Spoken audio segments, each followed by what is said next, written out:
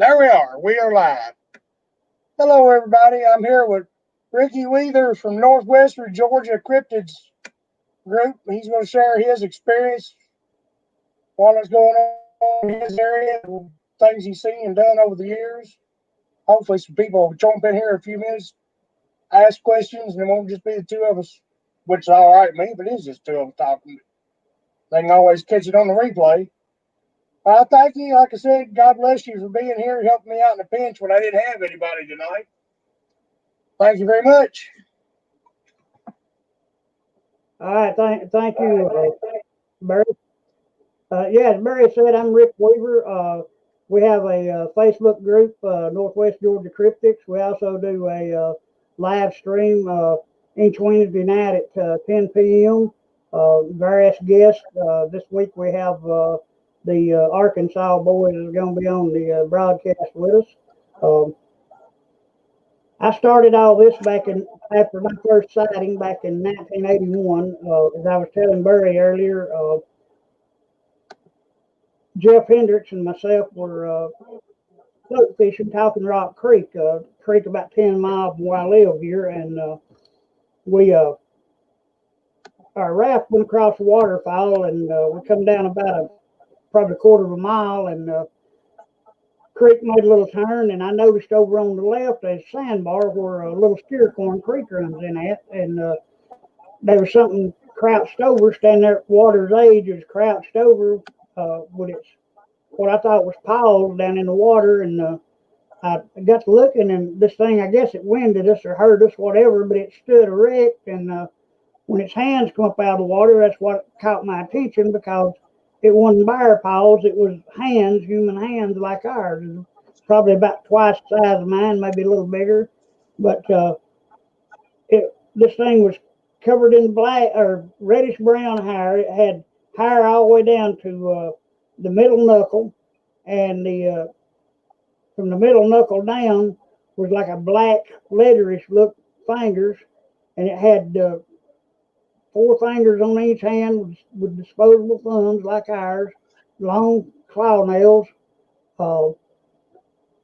This thing looked at us, turned and bolted. Wood line was about 40 yards behind, or about 40 to 50 feet behind it, and when it turned and bolted, it made about 2 leaps, and it was in the woods and gone. Well, I was no poor boy back then. Grew up here in North Georgia. Never really thought much about Sasquatch. I had saw the Patterson Gimlin film from back in '67 of Patty. But after seeing this thing, that piqued my curiosity. And I've hunted these mountains around here since I was 7 years old. Never had seen nothing like this, so I got curious, and I started doing a little research, and 40 years later, I'm still doing research, still trying to find out the truth behind it. Had an encounter in 1984 up on Big Frog Mountain. I went up there after a couple of my co-workers had talked about something running them off the mountain. So I went up there and found where their old campsite was at. I set up camp there, and started supper at night. My dog, she was about 6 months old, and she loved chicken breast, and that's what I'd done. I'd brought some chicken breast along, and had boiled them for her and was feeding her, and we got to hearing something off 20, 30 yards or so down in the woods from us, and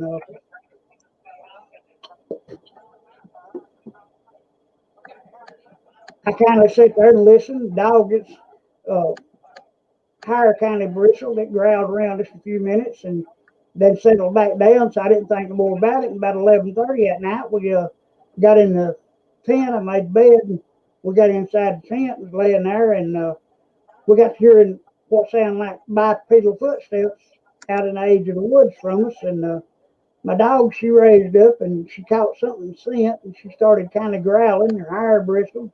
Well, in a minute, she just went into a rage, barking, raising sand. She bolted out of the tent and run down into the woods below us. And I laid there for, I don't know, a couple of minutes, and then I heard her squeal out. So I grabbed my gun and jumped up and flashlight and run down in there. And I found her. She was dead. Her neck had been broken. Didn't see anything. Kind of smelled a foul odor. Uh, but this thing, whatever it was a log just above where I found her at. That was probably about, I don't know, 12, 14 inches in diameter. And whatever this thing was, it had stepped on that log and actually broke the log like breaking a toothpick. It was so heavy. I searched the leaves had fallen, and I searched the area around where she was at. Couldn't find any footprints or anything. So I got her up and took her back up there at the tent and laid there all night with my gun, afraid to go back to sleep. Didn't hear anything the rest of the night. So I buried her there in the mountains that next day, and I went back up there for 3 or 4 years after that to the same spot and camped and never did have any more interactions with this thing. Now, whether it was a bear, whether it was Sasquatch, whatever, I don't really know. I never did actually get to see it. Well, it rocked on. I hunted for the next 15 years without really having any encounter with these things. And a friend of mine who is my co-host on the show now, Blake Duckworth, Blake had got into paranormal investigation, and he wanted me to go with him one night down to Altoona Lake, no cemetery down there, Macedonia Cemetery, and so we went off down there. And while we were doing our paranormal investigation, we started having rocks thrown at us. And I'm not talking little rocks. I'm talking we were standing under this big tree, and there was still about half the leaves on it. And man, they was rocks the size of basketballs started coming through the treetops at us, landing on the ground.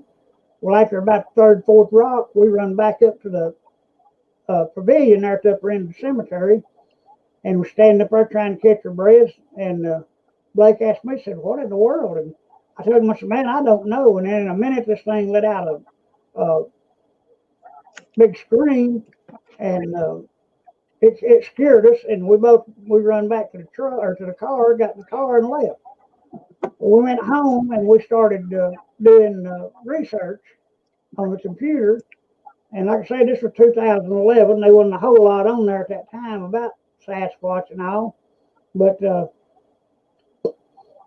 we found a few recordings that sounded just like what we had heard.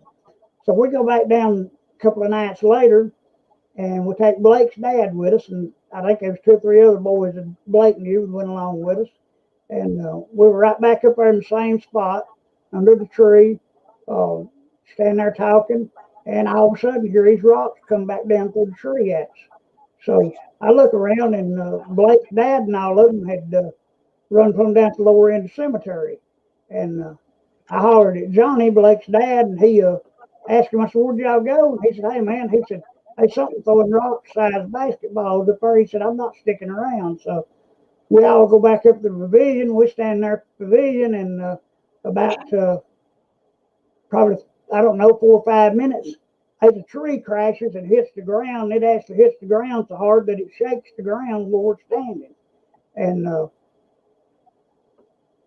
we all get spooked and we leave again. Well, about 3 or 4 nights later, we went back down there. Me, Blake, and Johnny did. And I'd had a heart attack about, I don't know, 2 months prior to this. And we were standing down there. We decided we'd walk around the lake. There's a cove that runs in off Altoona at the back of the cemetery. So we probably walked a mile and a half around the lake over there. And we were standing talking. We got ready to leave. And Blake told me, said, "Rick, do a howl." So I done a howl. And just as soon as my howl ended, this thing howled out at us. And it sounded like it was mimicking me, because it sounded just like the howl I had just howled, all except much deeper. Well, I look around, and Johnny and Blake had run off and left me. 5 minutes later, I make it back to the truck, and these 2 suckers are sitting in the truck with the door locked. I knocked on the side of the door. Johnny rolls his window down, Blake's dad, and looks down at me. He said, "Hey, man, I didn't have to outrun Bigfoot. All I had to do is outrun you." And that's really what got us all started. And Blake and I have been doing this ever since. We've had a couple of more real good encounters with them. Blake had one actually at the lake down there about 3 or 4 weeks after that. He and one of his friends were down there on Friday night, had spent the night. He said they really didn't have a lot of interaction. They'd got up the next morning, went right back around to the spot where I had made that howl a couple of weeks before, and Blake actually saw 3 of these creatures. One of them, he said, was about 8 foot tall, one about 6 foot tall, and the other just a young juvenile, about 3.5, 4 foot tall. And his report or his sighting is actually on the BFRO, if you want to look that up. All the evidence and all is on there. He'd taken pictures of it, and which the pictures had turned out kind of blurry. He just had had one of the old flip phone, Motorola flip phones with him.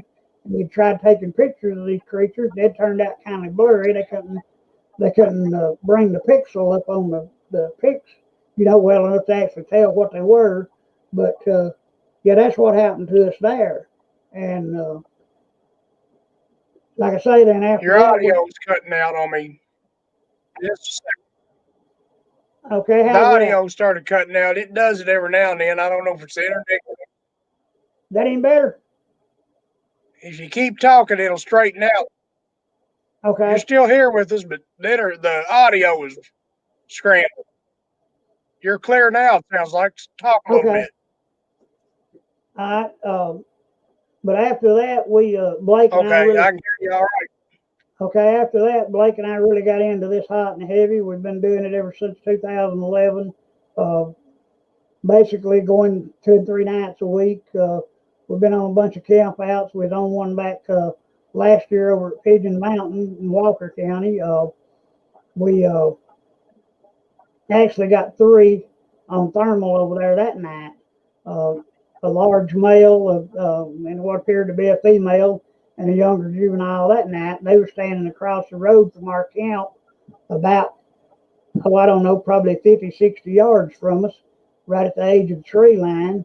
And we got those on thermal. Well, we actually went to bed later that night and had what I call pebbles thrown in against the tent with us. One other time, let me back up a little bit. One other time, I was up in the Cuda Wilderness, and we had one that actually come into camp on us that night and tore the tent down with us. But as far as having any real bad interactions with these creatures, I've not. But I'm here to tell you,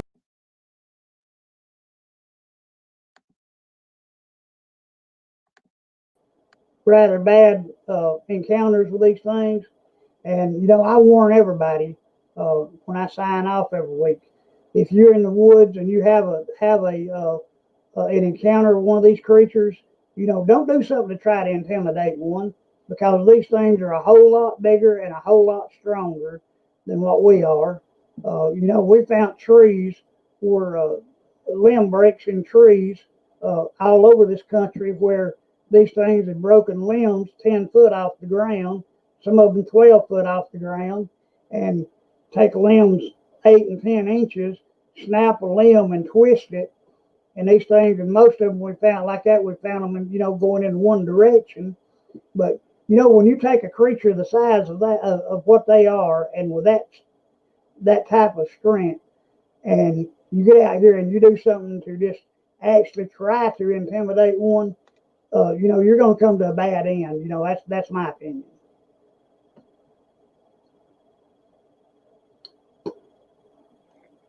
Oh, I totally agree. You're not going to intimidate one of them. Just from the partial encounter I had, the partial glimpse I got of it. Just like you said, I realized.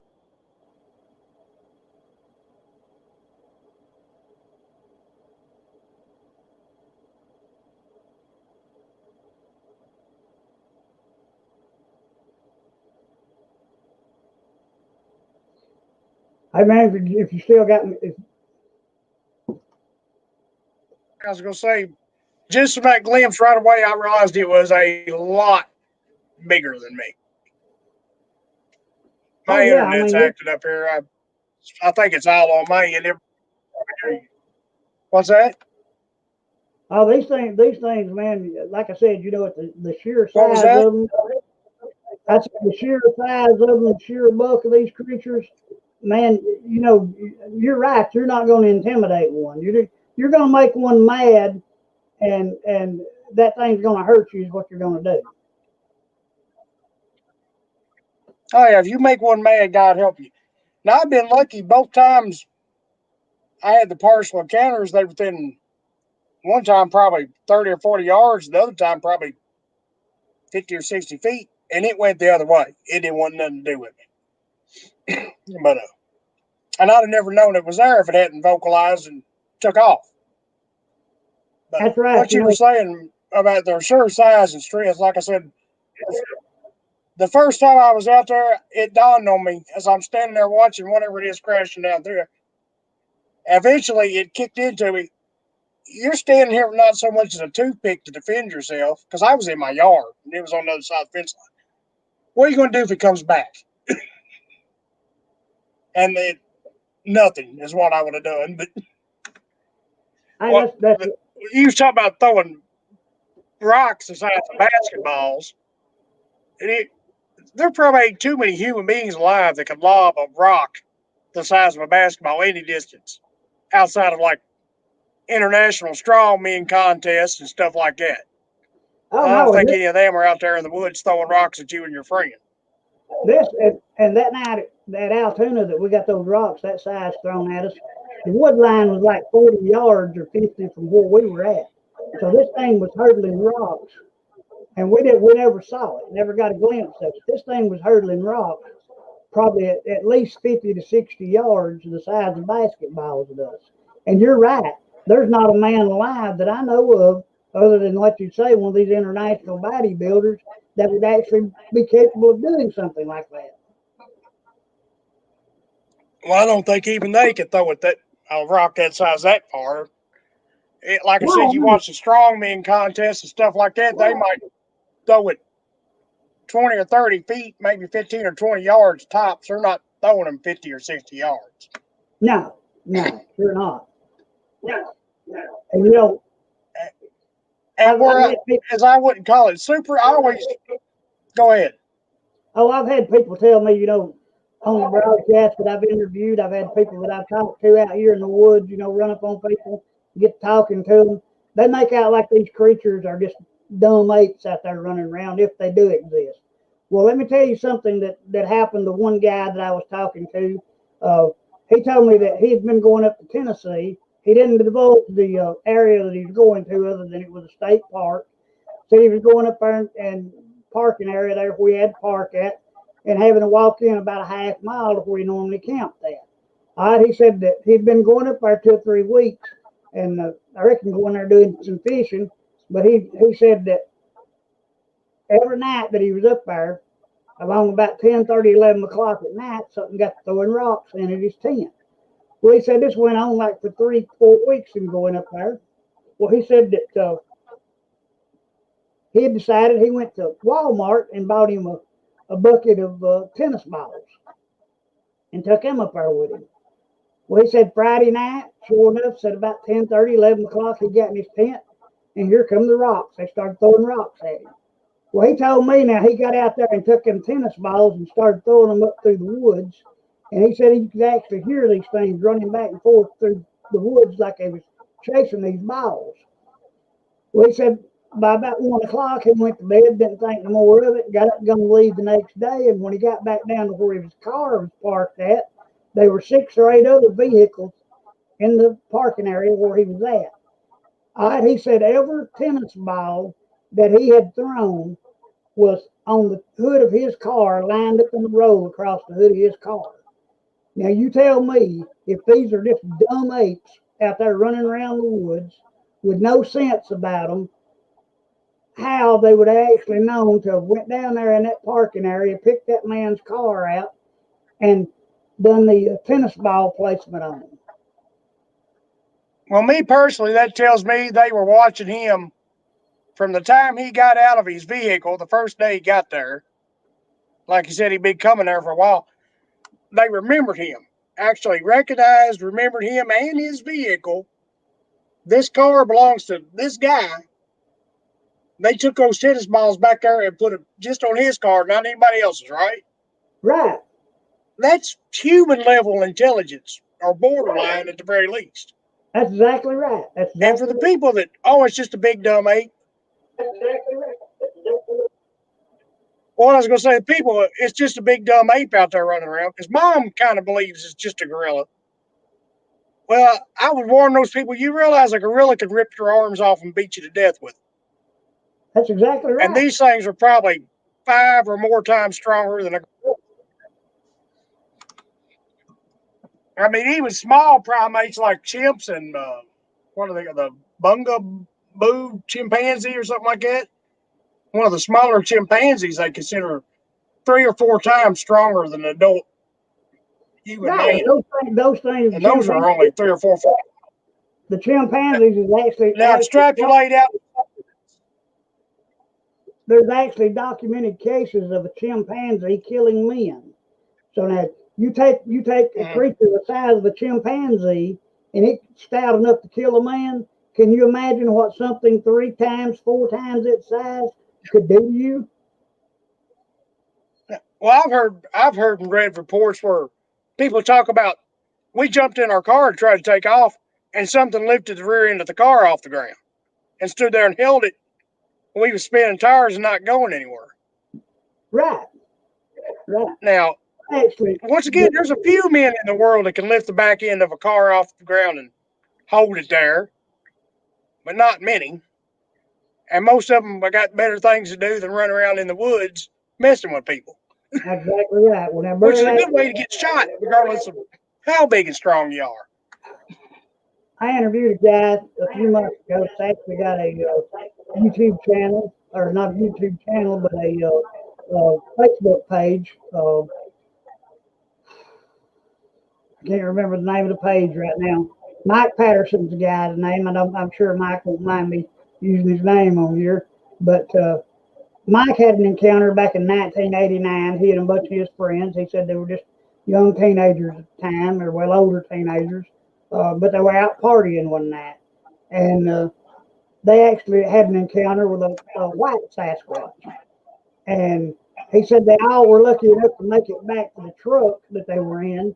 Mike was driving. Mike said he was running 35, 40 mile an hour down this dirt road, and this thing was keeping right up with him. All right. He said that his friend in the back of the truck, back then set up mobile homes for a living, and they was one of the big jacks, probably a 8-10 ton jack, bottle jack, sitting in the back of the truck. He said them running 35, 40 mile an hour. His friend took that bottle jack and threw it and hit this thing center chest. Them running that fast, and said it didn't slow it down a bit. He said he had jacks to get the truck up to probably 50, 60 mile an hour and thought he was going to crash it out to get away from this thing.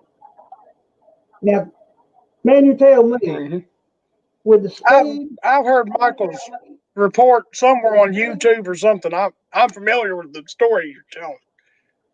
He's got it on YouTube or one of the podcasts or something. I've listened to that exact story.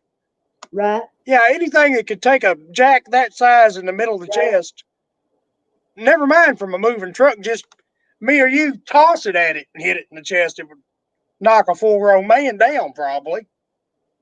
Now, something that stands there and it bounces off of it and it keeps coming and asks for more. That's what I'm saying, man. These things. It ain't something to be messed with.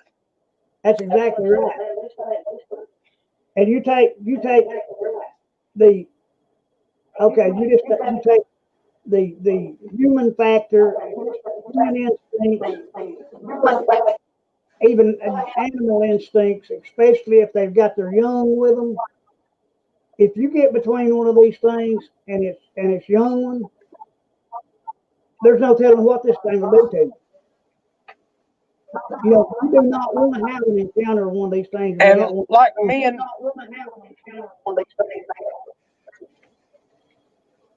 like me and other researchers have discussed, a wild animal, there's 3 things you don't do. You don't come between it and its young, you don't come between it and its food, and you don't back it in a corner. It's like the old expression, nothing's more dangerous than a cornered rat. A cornered rat will eat you alive. And the other thing, always remember, the female is the more deadly of most species.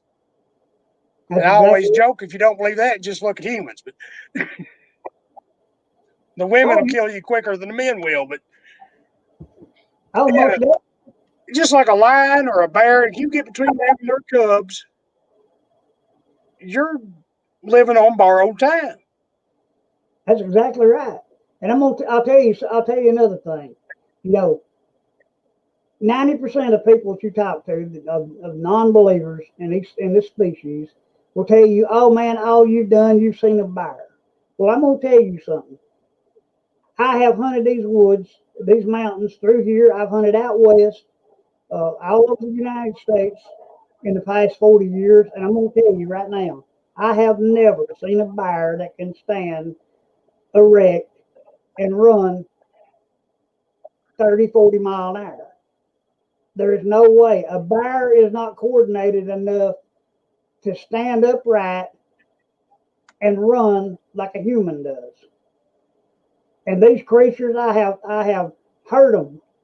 I have heard them run. I have saw that one run at Carter's Lake that are out there at Carter's Lake there Talking Rock Creek. I saw that thing actually make 2 bounds, and it was in the wood line and gone. A bear cannot move that fast. Now a bear down on all fours, yeah, you ain't gonna get away from one in the woods that on all fours. But running 2 legged, the thing does not have coordination enough to do that. And I have saw it. No. Well, I don't even pay attention to the people. Oh, you just saw a bear anymore because, first of all, you don't even have to be a hunter or a fisherman.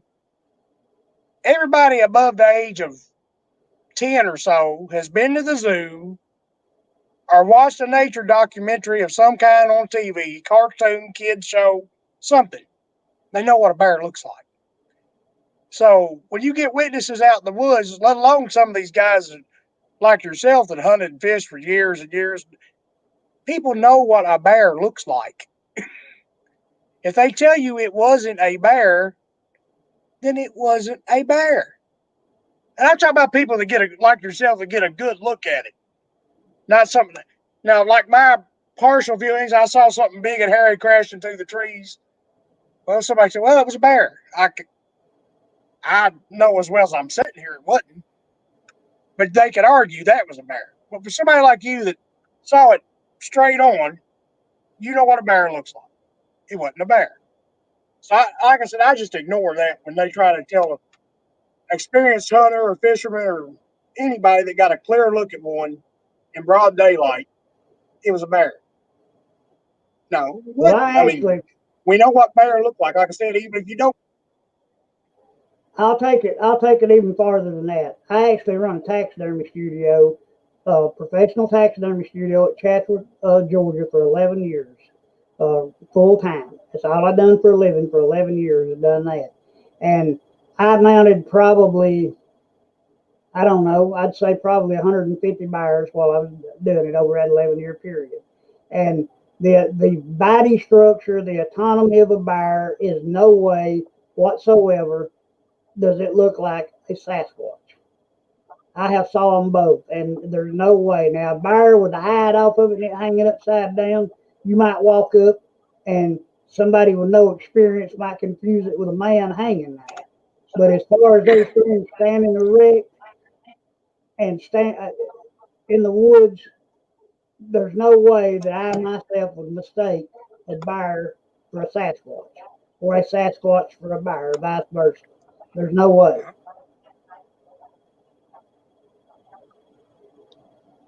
No, no, and on top of the way they move on 2 legs, bears don't throw rocks.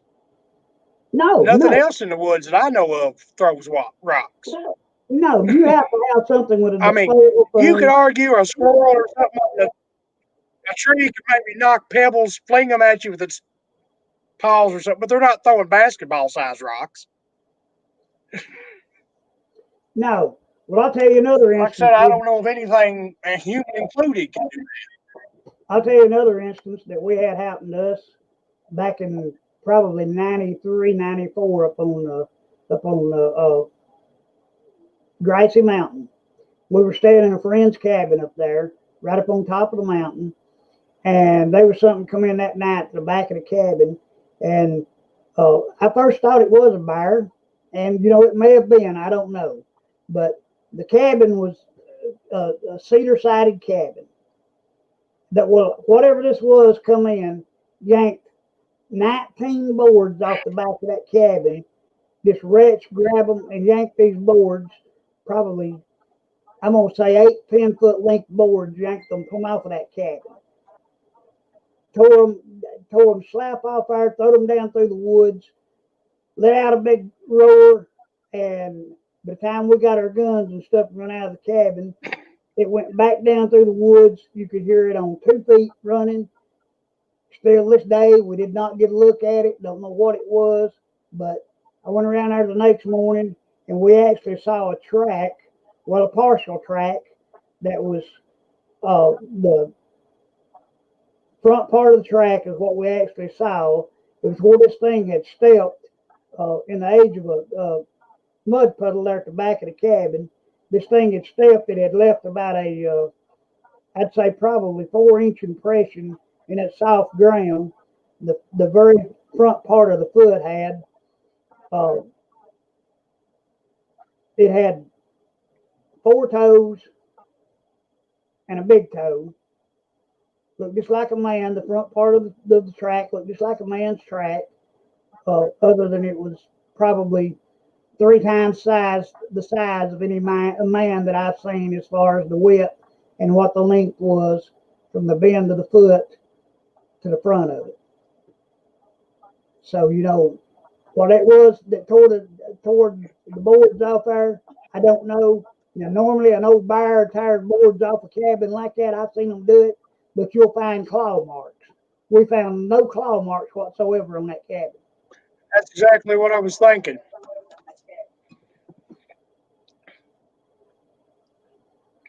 That's exactly what I was thinking. There'd be claw marks from a bear or something without claws could do it without leaving claws.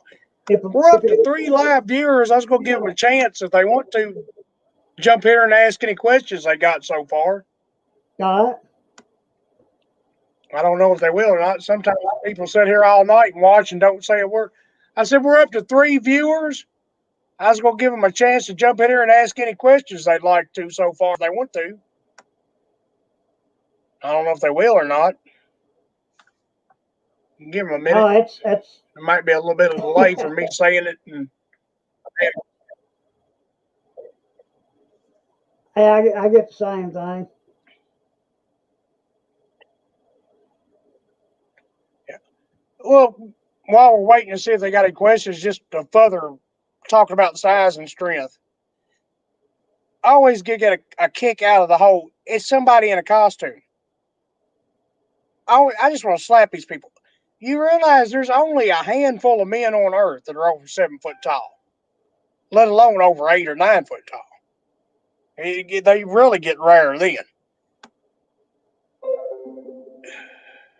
Oh man, hey, I've had people stand imply that. Go ahead, Barry.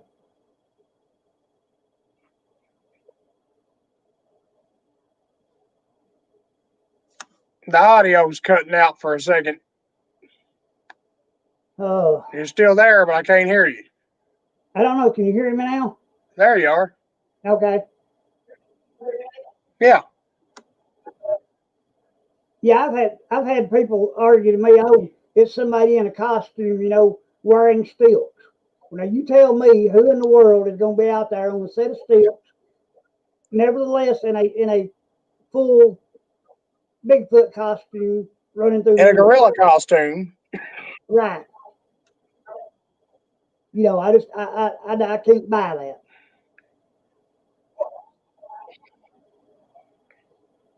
All I can say is if you're in the woods in a gorilla costume on stilts, You're a braver man than me because it's a good way to get shot. You got that right. Hey, just being in a gorilla costume running And, around in North Georgia gonna get you shot. yeah. Well, same way in Kentucky, and we're up to 5 years now. Uh, like I said, it's a good way to get shot in Georgia. It's a good way to get shot in Kentucky. And I'm trying to think. I don't think I've ever seen anybody run on a set of stilts. No, Now, I haven't seen that many people on stilts outside of the circus, right? but even then, they lumber along on them. They don't. I've never seen anybody even what you could call a jog on a set of stilts. No, man, they've been So documented to do cases. it in a gorilla costume in the woods, You know, they've been documented cases where these things are running I did. 30 mile an hour. 40 mile an hour, and there's no Yeah. way that anybody is going to run like that on a set of stilts. I go back to Finding Bigfoot. The Not footage, too many people want to run like that flat-footed. that's exactly right. Go back to the show Finding Bigfoot. There was a footage from North Georgia a few years back where a state trooper car actually caught one on camera. It was late at night, but you can clearly see this thing. It came across the road in front of that state trooper car. The state trooper said they were running the legal speed limit through there, which in those mountains up next to the Dahlonega is probably 40, 45 mile an hour. Okay, it was in a curved road when this thing run out across the road in front of them. You running 45 mile an hour, dead on with this creature, and he comes across the road in front of you, a big wide 2-lane road, and clears the road before you ever get to the spot where he come through at. Man, that thing would had to been moving on.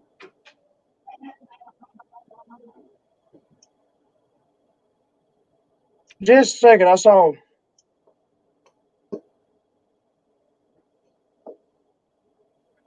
Jimmy Benton's telling me they can't comment on the Facebook or YouTube. Huh.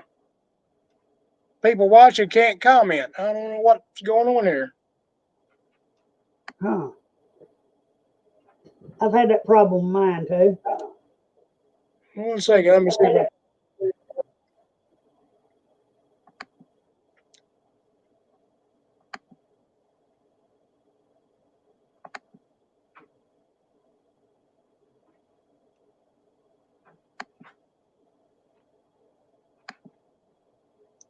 I'm looking at the YouTube side of things here. It says something about manage moderators. Maybe I have to make myself a moderator or something. But you can see my comment where I asked anybody watching to let us know if there was a echo.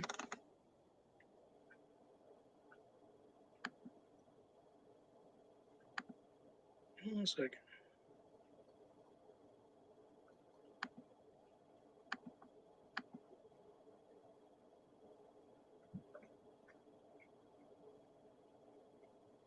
Live viewer comments show up on StreamYard. This is an example. Click on comments to show it on the screen.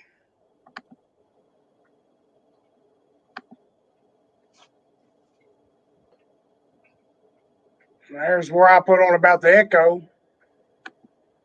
Right?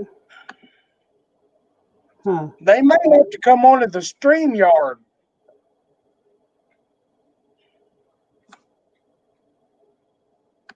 I want to copy the link real quick here, drop it on Facebook, and Okay.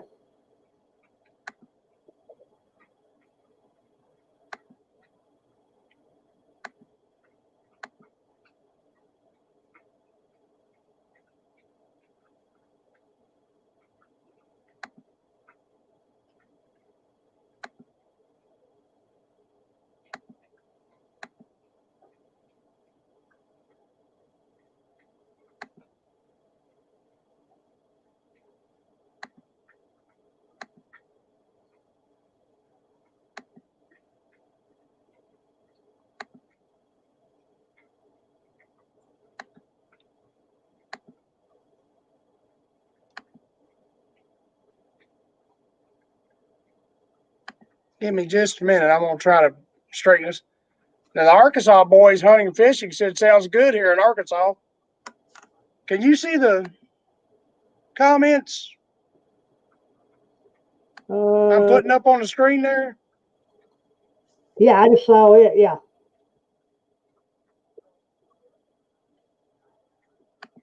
So they could see it here. It's all right. And they commented, that's on YouTube. And so it must be something on Jimmy's end. They ain't letting him comment. I know on mine, on my StreamYard, when I go live, the very top right hand corner, I've got a place up there that it'll have, when there's comments, it'll have like a little check on it, and you click on that, and it shows you a line of comments on the right hand side. Yeah, that's the way my screen formation is. I don't know how yours is. Yeah, I've got the comments over here to my right. That's where I saw the Arkansas boys pop up there. Let me tell Jimmy.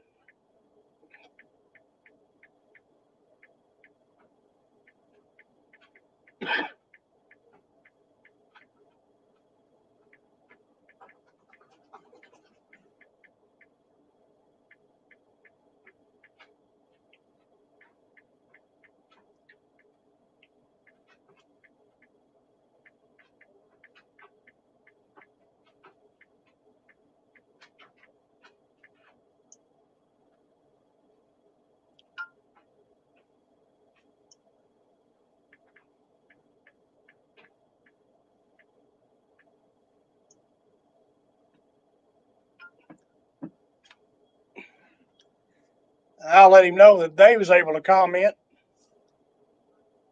If anybody else is watching and can't comment, maybe leave me a comment on Facebook on one of the posts.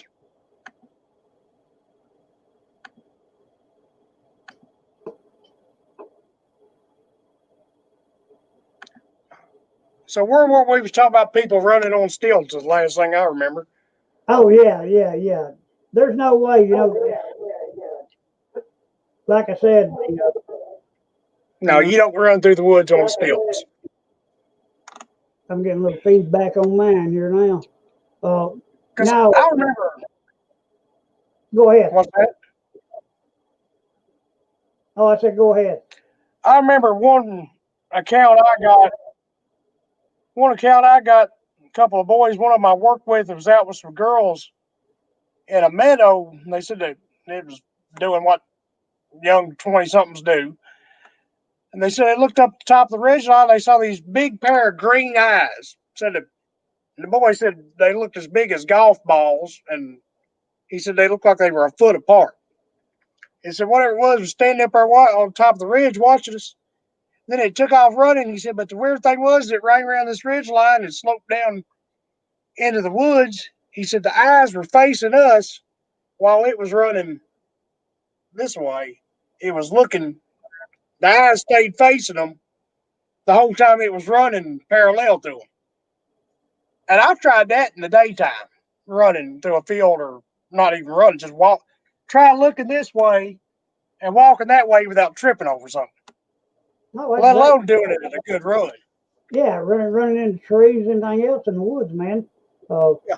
Yeah, that's basically humanly impossible to do that. And I questioned him. I said, "Are you sure there wasn't any trees or anything on top of that ridge line? You know, could have been an owl or a cat sitting up in a tree staring at you. But then when it took off running, unless it was an owl, I don't know if an owl can fly one direction and look the other or not, or if they actually have to look where they're going. But at night, that's the only thing I could think of would be an owl.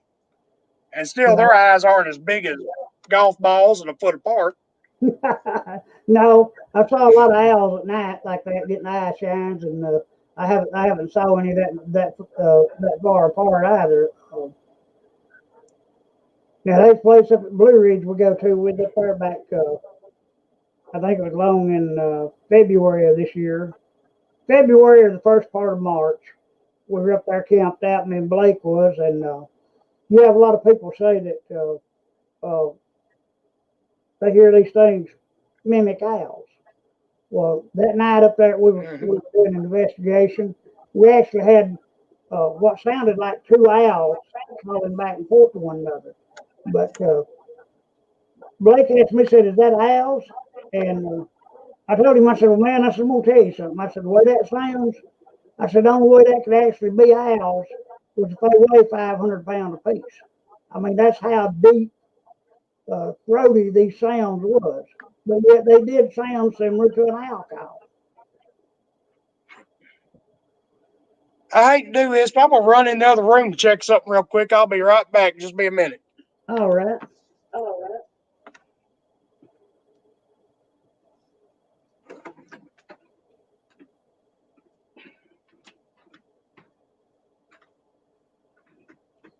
Now, folks, I've been doing it for a number of years, and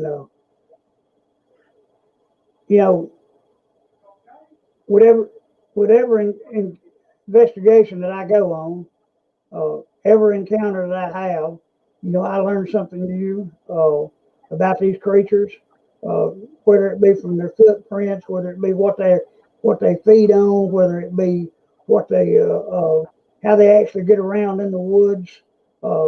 These things can actually get around better at night with no lights, no flashlights, nothing.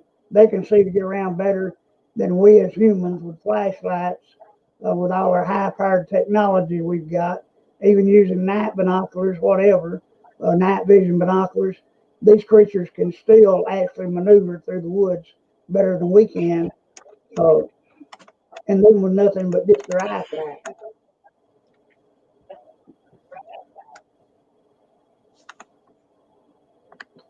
Yeah. Oh, yeah. I've talked with other researchers. We all agree their senses have to be 10 times, if not better, than ours. Oh yeah, most Sight, hearing, smell. The only thing I doubt is daytime sight. I don't know if they can see real well in daylight. That would explain why I almost stumbled up on a couple of them around dusk, because maybe they couldn't see me as well as they normally could. That's right. I mean, it's amazing at what these things are actually able to do, and it amazes me.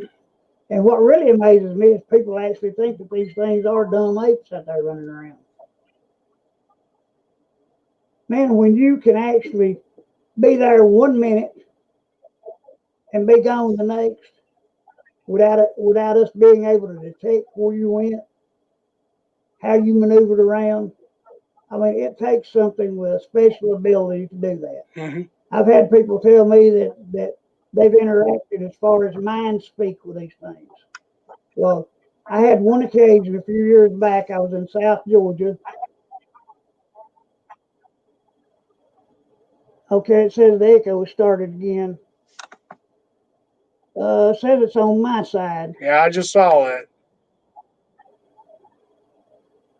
Like I say, Sounds I really like don't know. feedback from a speaker. Well, at least we know people are able to comment. That could be what.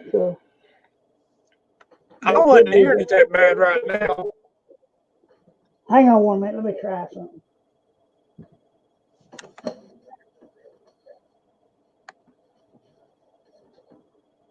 Hang on 1 second.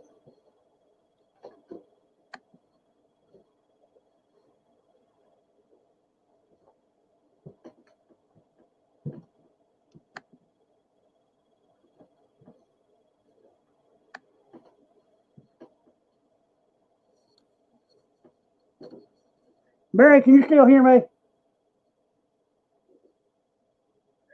Barry, can you hear me, man? Yeah, you're a little muffled now, but I can hear you. Yeah. Okay, It's a little distorted, but I can hear you. Okay, what I done was I unplugged my external mic. Sounds good. Sounds good there? That's getting distorted again on you. It's distorted. I think when it does that, it's the internet connection. I could be wrong. How's that?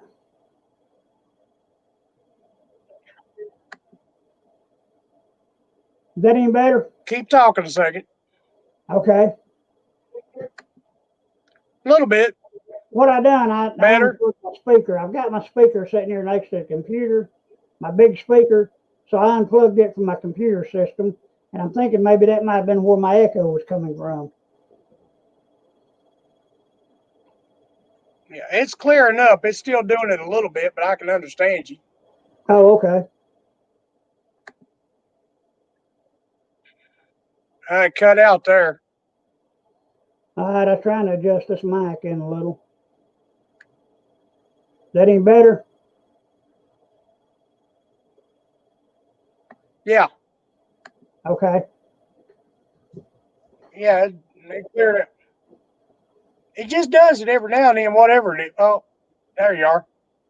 It just does it every now and then, whatever it is. Like I said, from what I've experienced so far, when it does that, it seems to me like it's the internet connection on one end or the other. Well, it may Either be. yours or mine going in and out, because I'm I'm on. using my phone for a hotspot to connect to the internet. Oh, are you? I'm on AT&T, and our internet sucks. Our internet with AT&T sucks. I'll just tell you that right now. I mean, I had them come out and upgrade mine. I'm supposed to be I'm with running. AT&T too. I'm supposed to be running, at top speed with AT&T, and this thing still gives me fits.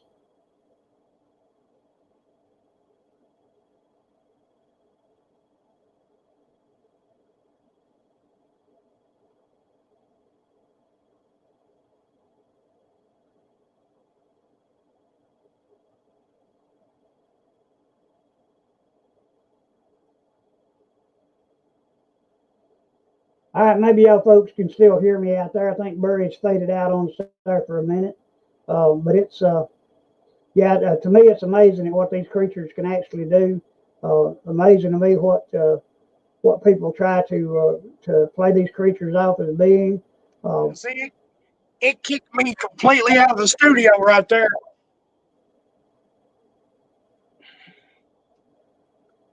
That could have very well all been on my end right there, because it kicked me completely out of the studio. Oh, did it? Yeah. Hey man, I don't know. This stuff and this technology. I don't know a whole lot of.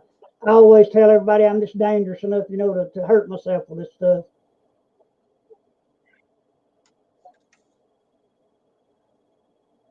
I messaged Jimmy, let him know comments seem to be working now, because other people were able to comment. Oh, okay. What, 3 or 4 people watching at a time. We know the Arkansas boys are one of them. We don't know who else is here with us. You talk about technology and stuff and all the headaches and heartaches it can cause. I've been reading a book, Bigfoot Nation, and I can't think of the author's name right now. And what it is, he started back in the 1800s with newspaper clippings and articles. And just from the first few pages, I've already caught on. Back then, they called them wild men mostly, but these things got reported a lot more and taken more serious and almost more as a matter of fact. You didn't have the ridicule and the stigmata around them back then from pioneers and settlers that you do modern man. I wonder if that ain't a case of, as technology and society and civilizations progressed, we think we're a bunch of know-it-alls with all our technology. We think we know everything that's out there. Whereas back then they were willing to accept they were still exploring, still finding new things every day, up through the early 1900s anyway, when along came electricity and telephones and vehicles. We got that know-it-all attitude. We got it all figured out, and it just got worse and worse as times progressed. So now you, like I said, you got people that think because we got the internet and high-speed phones and all that, and good cameras, well, there can't be something like that out there, or we'd have found it by now. Well, no, they still discover species every day. I'll tell you something. I get that all the time. And like I said, as I was referring to a few minutes ago, as far as the mind speak are concerned, uh, I've had people tell me that they've actually had these things, that they've actually been able to communicate with these creatures through MindSpeak. Well, I don't know what. I've never really experienced it other than one time a few years ago. We were down in South Georgia hunting, or actually West Georgia. We were down there on we actually went down there on an expedition that night. Had stayed out a couple of days, and it was on a Saturday night. Uh, we were sitting around camp, and it was like a thought popped in my head. They just said, "Leave now," and it done that periodically for 2 or 3 hours. I just every now and then I'd get that thought in my head. Well, along about 11 o'clock at night, uh, I told the guys that I was down there with, I said, "Boys, I don't know what it is." I said, "But I'm going to pack up. There's something telling me to leave. I'm going to pack up and go back north." And one of those boys laughed at me, said, "Oh, Weaver, you just chickening out on us." And I said, "Nah, it ain't that." I said, "You boys know me. I've uh, been out in these mountains and everywhere else, at 2, 3 o'clock in the morning, used to coon hunt all the time. It don't bother me what's out there. What's out there, I'll deal with it if I run into it." But anyway, about 11 o'clock at night, I finally decided to pack it in. I came back home. Well, it was the following week or a week after that a friend of mine that lives down in there actually called me and asked me if I'd got involved with the law while I was down there. And I told him, "No, what are you talking about?" And he said, "Well," he said, "the very weekend that y'all boys was down here," he said, "about 2 miles from where y'all was at, they found a girl's body on Sunday afternoon where she had been raped and killed down there and left for dead, a young girl." And I told him, I said, "Lord, no, man." I said, "I didn't know anything about it." But then I got thinking about this, while we were down there that night, whatever that was telling me to leave, I'm actually wondering now if that was some kind of interaction from one of these creatures. Because I know the area that we were in down there, they had many reports, of the creature being there in that area. And that's the reason we went down there that weekend. But that's just something that still puzzles me about that. And, there could be something to MindSpeak. I don't know.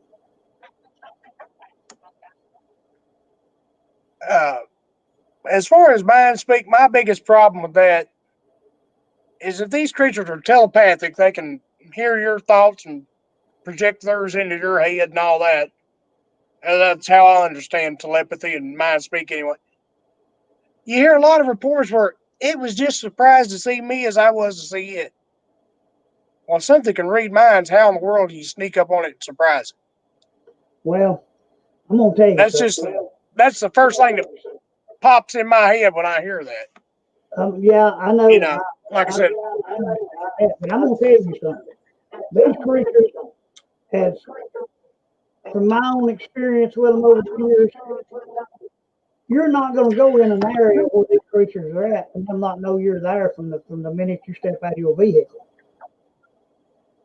And I believe that. But like I said, I believe just from their normal superior senses, they hear, see, and smell. Maybe they even taste the air. Can taste or scent or whatever. It's like snakes do, some other animals. Just natural senses are so much more advanced than ours that they don't need superpowers or supernatural powers. I could be wrong. I say it all the time. I'm no expert. I'm just one guy's opinion. well, And I'm not doubting what happened to you, but I was in the same belief you're in until I spoke with a guy that's also on Facebook, older gentleman from out in Washington State, Mr. Tom Cantrell. Do you know him? I'm friends with him on Facebook. I haven't talked to him a lot. I see him posting for his books and stuff every now and then. You'd actually need to contact that man one night and sit down and just have a one-on-one conversation with Tom. Like I said, I've been doing this for 40 years, and Tom has been doing it a lot longer than I have. Tom started this out back in, I think he said 1958, and along about the time of the Jerry Cruz deal, them finding all the footprints around Jerry's logging operation. He said he had been just enthused with Bigfoot ever since. He's had personal encounters with these things, personal reactions with them.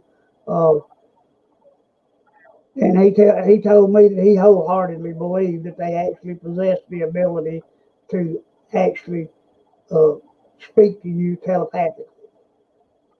Whether they can or not, I don't know.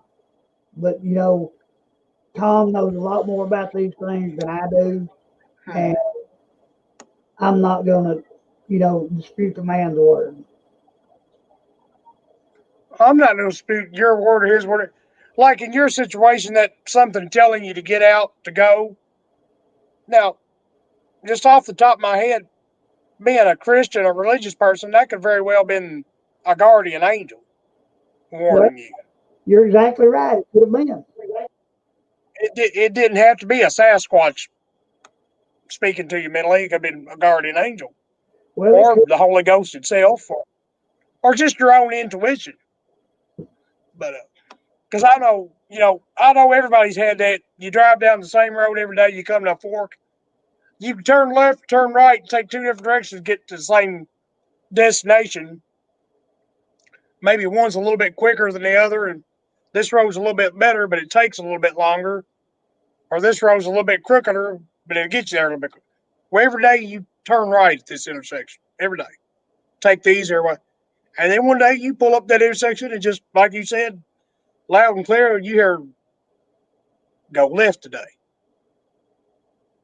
You turn left instead of right like you always do, and you find out 2 days later there's a bad wreck a mile down the road. If you've been turn right and come through there the same time you do every day, you'd have been right in the middle of it. Right.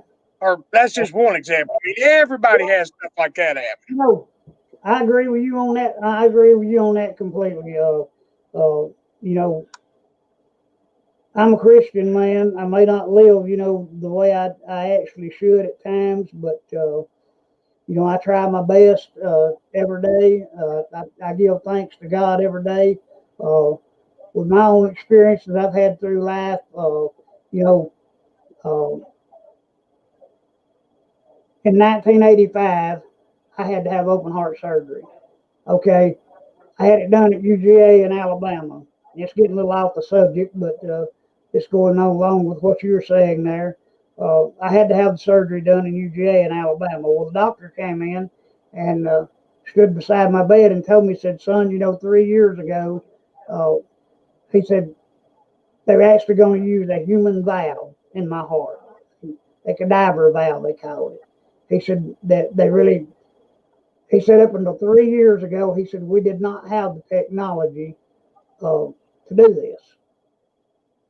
They put that valve in my heart. He told me when they put it in, he said, now I'm going to tell you, he said, I don't know how long this thing will last. He said, I can't tell you. He said, uh, I guess that'll be just how you take care of yourself or whatever. Well, I thank God it lasted for 26 years. In 2012, the valve went bad on me. I ended up having to have two metal valves put in. Uh, they told me at that time in 2012 that I had about a 50% chance of making it through the surgery. I came through the surgery, no problems. I've been on blood thinner, and people that I have heard horror stories about people being on blood thinner. I've been on blood thinner since 2012 and have had no problems whatsoever with it. I get out, I still go, I do what I want to do. I've got COPD. I'm still thankful to God that I get out and be able to go on expeditions, go on hunts, go on camp outs. I may be a lot slower than I used to be, but thank God I'm still able to get out there and do it. And I've had a lot of things happen in my life uh, where where intuition or whatever uh, has told me certain things, and thank God that I didn't do. I listened to it, whatever it was telling me, and I got up and got out of the situation, and due to that, I've got a lot of friends, that's been in prison, whatever, over the years. Thank God I never have been there, and that's something that in everyday life, I do. I thank God every day. So, you may be right about the guardian angel aspect of that. That's very well what it could have been. Like I said, I believe, if they be honest, almost everybody's had some kind of experience like that where you hear that voice in your head telling you to do or not do something, or watch out for this or whatever. The circumstances might have been different, but I believe 9 out of 10 people, if they were being honest, would tell you something like that's happened to them. And not to get too religious off on that too much, but you talk about, you try to live right. Well, I'll try to live right, but I remind people all the time, it ain't about living right, because none of us can live right enough. It's all about accepting Jesus as your Savior and then doing the best you can to be like Him. You'll never quite make it, but as long as you accept Him as your Savior and try, That's, Jesus gets us to heaven, not us.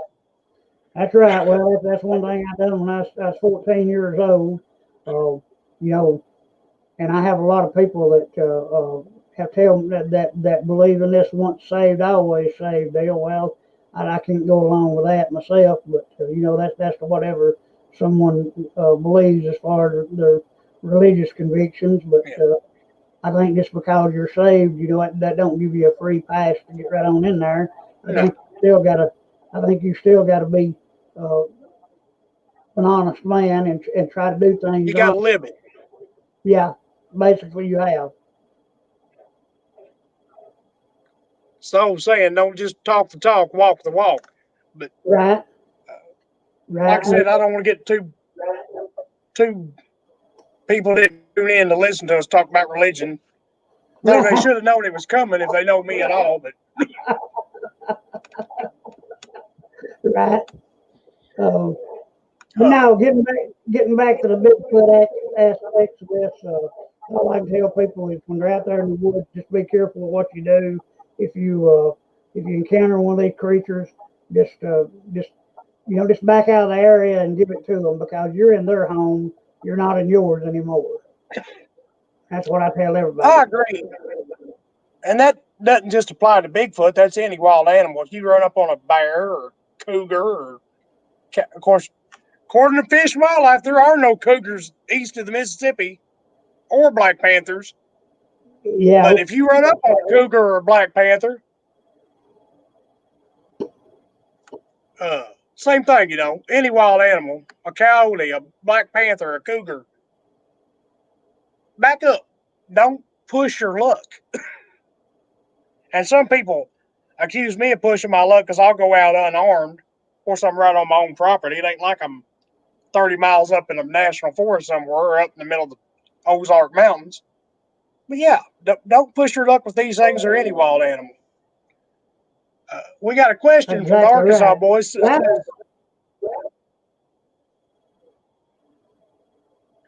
There seems to be a lot of Bigfoot activity near graveyards. What do you all think the connection between Bigfoot and graveyards are? I'll let you go first. all right. You know, I don't know whether it's the fact that these things actually uh, come and watch us bury our dead and mimic us from that because in my opinion, Sasquatch do bury their dead. That's the reason we don't find bones scattered out through the woods. Uh, that, or it could be the reality to the fact that when the graves are dug, that there's minerals actually dug up out of the ground, that these things come and eat or get it or gather or whatever. Uh, but yeah, I am, wholeheartedly believe that these things do have connections with cemeteries, especially rural cemeteries, because of the one that Blake and I go to down in Bartow County and the encounters that we've had down there with Sasquatch. Yeah, these things do.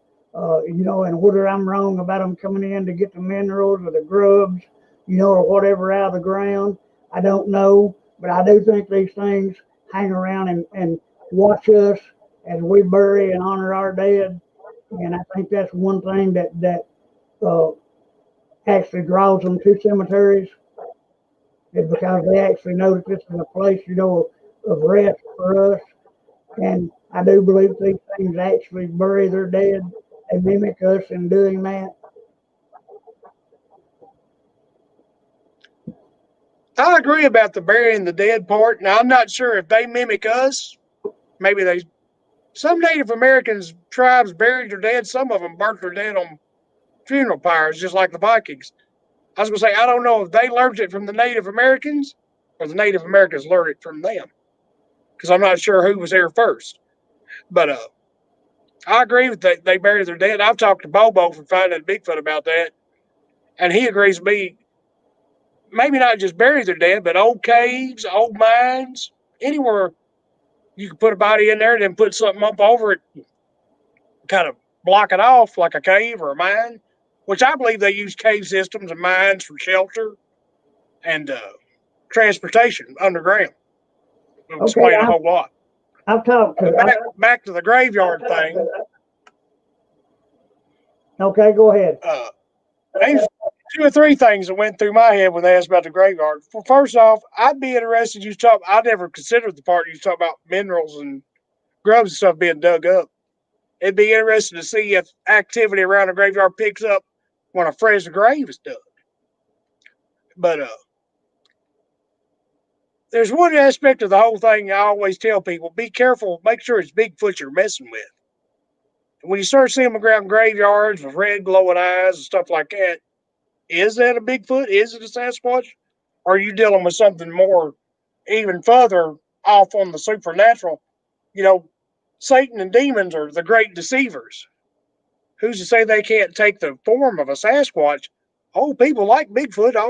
I'll lure them into this graveyard looking like a Bigfoot, and then either do what devils and demons do, either possess them or maul them and eat them or both. But I mean, I'm not exactly sure what demons do when they hang out in graveyards. I'm not sure what Bigfoot does when he hangs out in a graveyard. That's why I say I'm not an expert. I'll offer my opinion on it. But another thing I was thinking is you see a lot of wildlife in cemeteries and graveyards, like you said, especially rural ones. Maybe they're following the game. I mean, I don't know. There's a couple old cemeteries here locally. That's I mean, that's a feasible possibility on that. Sure is. The cemetery that we go to down there a lot, and also one over in the around Dahlonega that we go to. We do find a lot of deer tracks in those cemeteries where they come up and eat the young grass out of the cemeteries. Most cemeteries keep the grass mowed down. Well, a lot of these rural cemeteries, it may be 2 or 3 months before they'll go in and mow one. So, what's to say that these deer are coming into those cemeteries feeding, and the Sasquatch are following them in and, taking them down to cemeteries or whatever. Another thing I was thinking, this goes back to the more evil side of things. Cemeteries are where you usually see people solitary. Small groups, one or two, not large groups. Somebody goes visit a grave, especially late in the afternoon and night. They're usually going to go by or kids, doing whatever kids do out in the cemetery messing around late at night. Might be a good spot for easy pickings for a predator. Well, that's true too. That's true. That's all just my opinion. I'm not claiming to know anything. Well, I don't either. And, Go ahead. possibility of all of it, I come back that brings it back to the point, that I said as far as them coming in and open graves, them digging up minerals and stuff out of the ground. That's just one aspect of what my belief, that actually draws them into these cemeteries. But you're right, the game situation that could wholeheartedly be it. Well, you saying that made me think of something else. We talked about how superior we believe these creatures' senses to be, and this is kind of morbid, but it's a cemetery. They're dead bodies in a cemetery, at least until they decompose. Well, something with a real heightened sense of smell or taste might smell meat and be trying to get to it. Well, it could be the death aspect of it. It could. Like I said, that just come to me. It's kind of on the morbid side, but Well, you know, I was going to say we've got one cemetery. What's that? oh, well, I just started to say, you know, in all reality, we don't know where these creatures, actually just feed off of animals, living animals. We don't know. We don't know if they're scavengers or not. So that could be a wide open possibility there. That could be what brings them into cemeteries. Yeah. I was going to say we've got one cemetery here. This reminded me of a story years ago when CB radios were big when I was just finishing high school and graduating. Oh I yeah. hung out with a little bit of an older crowd that had CB radios in their trucks and cars. There's a place called Devil's Backbone here in Harrison County, Kentucky, and anybody locally knows where I'm talking about. I don't have to try to hide it. It's got a cemetery on it. I don't think the church is still there, but the cemetery's still there. And two of my CB radio friends, the ladies passed away. She was called Crazy Lady. She was well into her late 40s, early 50s. The other one was a biker guy named Psycho. And he lived up to his reputation. He was in his early 20s, and he was one of them guys who wasn't afraid of the devil himself. They went out there one night to that cemetery, the two of them, and they come back. Everybody knows they's acting kind of odd, weird for a couple of days. Finally, we got it out of them. They said they was sitting there right next to the cemetery and looked back, and the lady claimed there was a set of red eyes perched on top of the cemetery gate watching them. And they got scared and leave. Now, the biker guy told us, he said those eyes weren't perched on top of that gate looking at us. It was something standing back in that cemetery looking over top the cemetery gate at us with red eyes. And he said whatever it was taller than that cemetery gate. And like I said, these are two people, both had a reputation, they spit right in the devil's face. They don't care. And the poor lady, she passed on several years ago. I don't want to speak ill of the dead. I'm not speaking ill of them. That's just, if she was here alive and well, she'd tell you the same thing, I ain't afraid of nothing walking, no man, woman, or beast. And now she never was that scared, but the guy flat, he'll never go back out there. Not with a gun to his head. He's like, I don't know what it was. I don't want to find out. He said, we left and I ain't going back. And I've lost touch with the guy the time I was in contact with him, he never went back out there. And I know, same location, I've heard horror stories about that whole Devil's Backbone area. Everything from satanic worshipers to Bigfoot to ghosts to UFOs to haunted, everything. And I ain't never been out there and ain't got no intentions of going from what I've heard.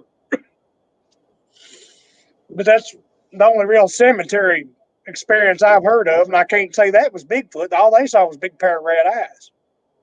And apparently taller than a cemetery gate. Well, most cemetery gates are probably at least 7 foot tall at the top. By the time you get to the top of that little pointy, whatever you want to call it, where the gates come together, the old style gates, Oh yeah. they got that scoops up and comes to like a temple Right. or a point. So whatever he saw with red eyes, if he was right and it was looking over top of that, that's probably putting it at 8 foot or better. Oh, most definitely, most definitely. And I've actually encountered ice giants in the woods myself over the years, uh, where some of them I'd say 8, some of them 10 foot, in height off the ground. And man, that is an eerie feeling when you're standing there shining a light and you happen to swoop through the tree line and you see a set of eyes that are 10 foot up off the ground. Now, man, that'll actually make your hair stand up on the back of your head. Because then you actually know, you get looking. I've had a couple experiences with eyes shining like that. You get Yeah, like looking. you said, that's one of them come to Jesus moments. Yeah, most definitely. Here, about 2 or 3 weeks ago, I was looking out Mom's bedroom window. I went in there and talked to her before she went to sleep for the night. I just happened to glance out the window, and our dog kennel's right there next to the house, next to her bedroom window. So if you look out her window, you're looking through the dog kennel, the chain link fence with the wooden supports around it and the tarp wood beam roof on top. And on out through the yard to the fence line, I see one pair of two big green eyes. That dog kennel's right at 7 foot. Whatever this was another 30, 40 yards out through the yard on the other side of the fence, and the eyeballs are at least a good foot over the top of that dog kennel at that distance, and pretty good size. And like you said, I'm standing there, and I start kind of backing away from the window. Mom's like, "What's wrong with you?" I was like, "Something sitting out there watching me." And that's the creepy part. It was like it was looking right at me from that distance, like it was looking right in the window, almost looking me right in the eyes. And like you said, that's the kind of thing I get a shiver just thinking about it now. And there was another time I just bought one of those little headlamps like you use to work on a car. I was outside late one night, just kind of joking. I was like, well, I want to turn this on, shine it down in the woods, see if I see anything. Lo and behold, there's two sets of big green eyes at the bottom of the hill down in the pasture right before it goes into the wood line. Just inside the wood line, one was probably about 6 or 7 foot, the other one probably 8 to 9 foot off the ground. Sit there, blinked at me a couple times, took off through the trees. I shut the light off and went back in the house. I mean, you're joking, I'm just gonna look around, see what I see. And as soon as you turn it on and swing your head to the right, there's two sets of big green eyes. You wish you'd left the light off. Hey man, I'll tell you what, I I'd had have slept a lot better that night if I hadn't have done that. exactly right. Well, Blake and I, we actually do investigations around people's homes that have having problems with bear or whatever they'll call us, and and tell us. And we were down at Talking Rock, or not Talking Rock, but oh God, little old place down here out from what they call Rio, down off 411 Highway, Pine Log. I went down there. This has been a couple of years ago. Young man called me, and I think he was like 17, 18 years old. And I'll tell you what the boy told me. This is his words. He said that his mom and dad was gone for the weekend, and he said that he had actually went up to their bedroom, and what possessed him to do this, I don't know, but he said their bedroom was on the second story of the house. And he said he went up to their bedroom and he was laying back on the bed. This is what the boy told me. He said, guess he's doing it for meanness. I don't know. He said he went back, kicked back on the bed and was smoking a joint. And he said he heard a racket hit the house, and he looked up, and their bedroom window now is on the second story of the house. And he said, I don't know what it was. He said, but it looked like an ape standing there looking in the window at me. And that window, I went down there and walked around the house. Look like a and that what? window's got to be a good. Said it looked like an ape standing there with his face pressed against the window, looking in at An me. ape, okay. That's what he said. And that window, I went down there, and that window's got to be a good 10 foot off the ground. And maybe even 12 foot. I didn't actually measure it, but we actually found a trail down there that came down off the side of the mountain. Their house is situated up in the upper end of this little valley, and there's a mountain right in behind the house, and there's a trail coming off that mountain that is wore out as wide as my computer desk, where something had been coming up and down this trail, coming into their backyard. It had been raiding. He said they'd been having problems with it raiding. His dad kept game chickens, and he said he had barrels out there in the back where we stored his food at, with metal lids now on the barrels, with the ring type lids.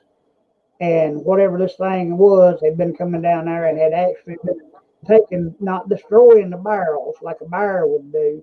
This thing had actually been unhinging those metal rings, throwing the lid to the side, and had been eating this feed out of these barrels and been doing their dog food the same way. Now, a bear, I've seen bears tear into barrels where we went and done investigations and found where they tore into barrels. But normally they'll tear the whole side of a barrel to get into where the feed's at. They won't unhinge a metal ring lock off the top of a barrel and lay that thing down in the yard and then devour what's in the barrel. You ever run into any cases like that? Yeah, bears. I haven't run into other cases, but it reminds me of a couple things happened around here at the house. And this goes with what I always said, to be as big as they are, how stealthy they can be. We had a couple old trash barrels like you're talking about, had the round rim lids.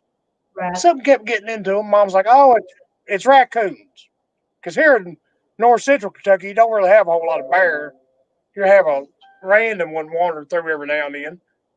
But so I started getting rocks. I'm talking rocks big enough it'd take me a hand and a half to pick them up and hold them and set them on top of the lids. And one morning we move them out next to the road on Friday mornings because that's when the trash runs. Until then, they're sitting out on the deck right next to the kitchen door. One morning, Mom's like, I thought I heard the raccoons in the trash can. I was like, well, I got that box on. That box is too big. Raccoon can't move that. I go out. We got an old metal glider on the deck there. The lid is sitting on the glider. The rock is on top of the lid. The barrel's still sitting there. Looks like something kind of went through the top layer of the trash, found whatever it was looking for, whatever it wanted, left the rest of it. But I mean, it was just like I had picked that lid up and set it to the side and set the rock on top of it, just like I would. I was like, Mom, a raccoon did not do that. But the scary part about that is apparently the thing was either, now the deck's only, the top rail on it's probably about 5.5, 6 foot off the ground there. So either it was standing out there by the end of the house, reaching over the rail, or it was right up on the deck, right outside the kitchen door. Whatever did it. Didn't see it, can't prove it was Bigfoot. Like I said, a raccoon ain't going to move a rock that big and that thick and that wide. That rock probably weighed close to 10 pounds. Raccoon ain't going to move that rock. Exactly, And he ain't right. going to stack it on top of the lid. That goes back to the deal What's about that? the bear. I said that goes back to the deal about the bear. Yeah. The bear in a situation like that, a bear is going to raise up, lean up against that barrel, shake it 3 or 4 times, turn that barrel over, and then tear that lid off. It's not going to take that ring, remove that ring, take a rock, set it to the side, remove the ring, and then go through it. I mean, you're actually going to see evidence that a bear was there. I was going to say, if it had been a bear, I don't think I'd have had to seen it. I'd have heard it. Because bears can be stealthy, right. But I don't think a bear is going to sneak right up on my deck without me knowing it. So sometime in the middle of the night, like I said, it either got right on the deck or reached over the rail. But either way, and you know, I've heard other people say, if I know then what I knew now. Years ago, Mom had an old metal cast iron skillet. And this thing was probably a foot and a half across. The handle come off of it. So she started using it to leave bird seed out in the yard for birds, or sometimes she'd put a little extra cat food out for the farm cats if it was cold. There wasn't a lot of mice or nothing for them to catch. That thing disappeared out of the yard. This was back before I really become convinced we had Sasquatch around the property. A raccoon did not pick up a cast iron skillet that probably weighed 3 pounds, was close to a foot in diameter, and pack it through a fence. I just don't believe that. And that thing had been laying out there for months, if not years. Nothing ever bothered it. And then it just disappears.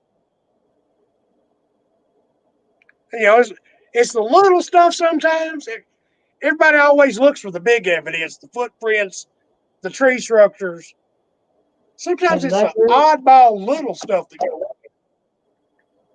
I've noticed that here lately, just little odd stuff. I'll be like, okay, now, how and why did this happen? Who or what did it, and why did they do it? You know, and stuff like that. I like no other animal ever bothered that can't that skillet left it laying there in the yard for months, if not a year or better. Nothing ever drug it off. Then all of a sudden it just disappears. That leaves me with two suspects with a metal skillet. Human or a Sasquatch picked it up.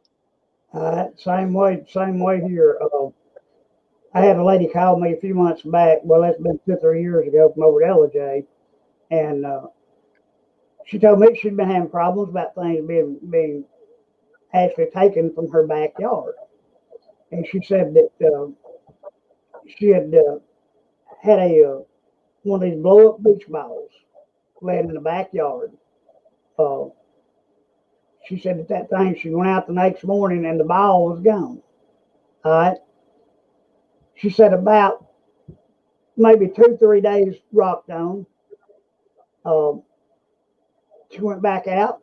The beach ball was back right in the spot where it was gone from, not damaged at all. And another little item there was gone. And we were talking, and I told her, I said, well, I tell you what, I said, won't you put some like bananas or something out there in the edge of the yard there next to the tree line and see what happens. So they were like you kind of, they had a fence that run parallel to the wood yard, a wood fence that run down through there.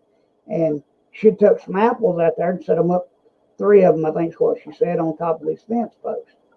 Well, she called me back a few days later, and she told me, she said, said, about a month ago,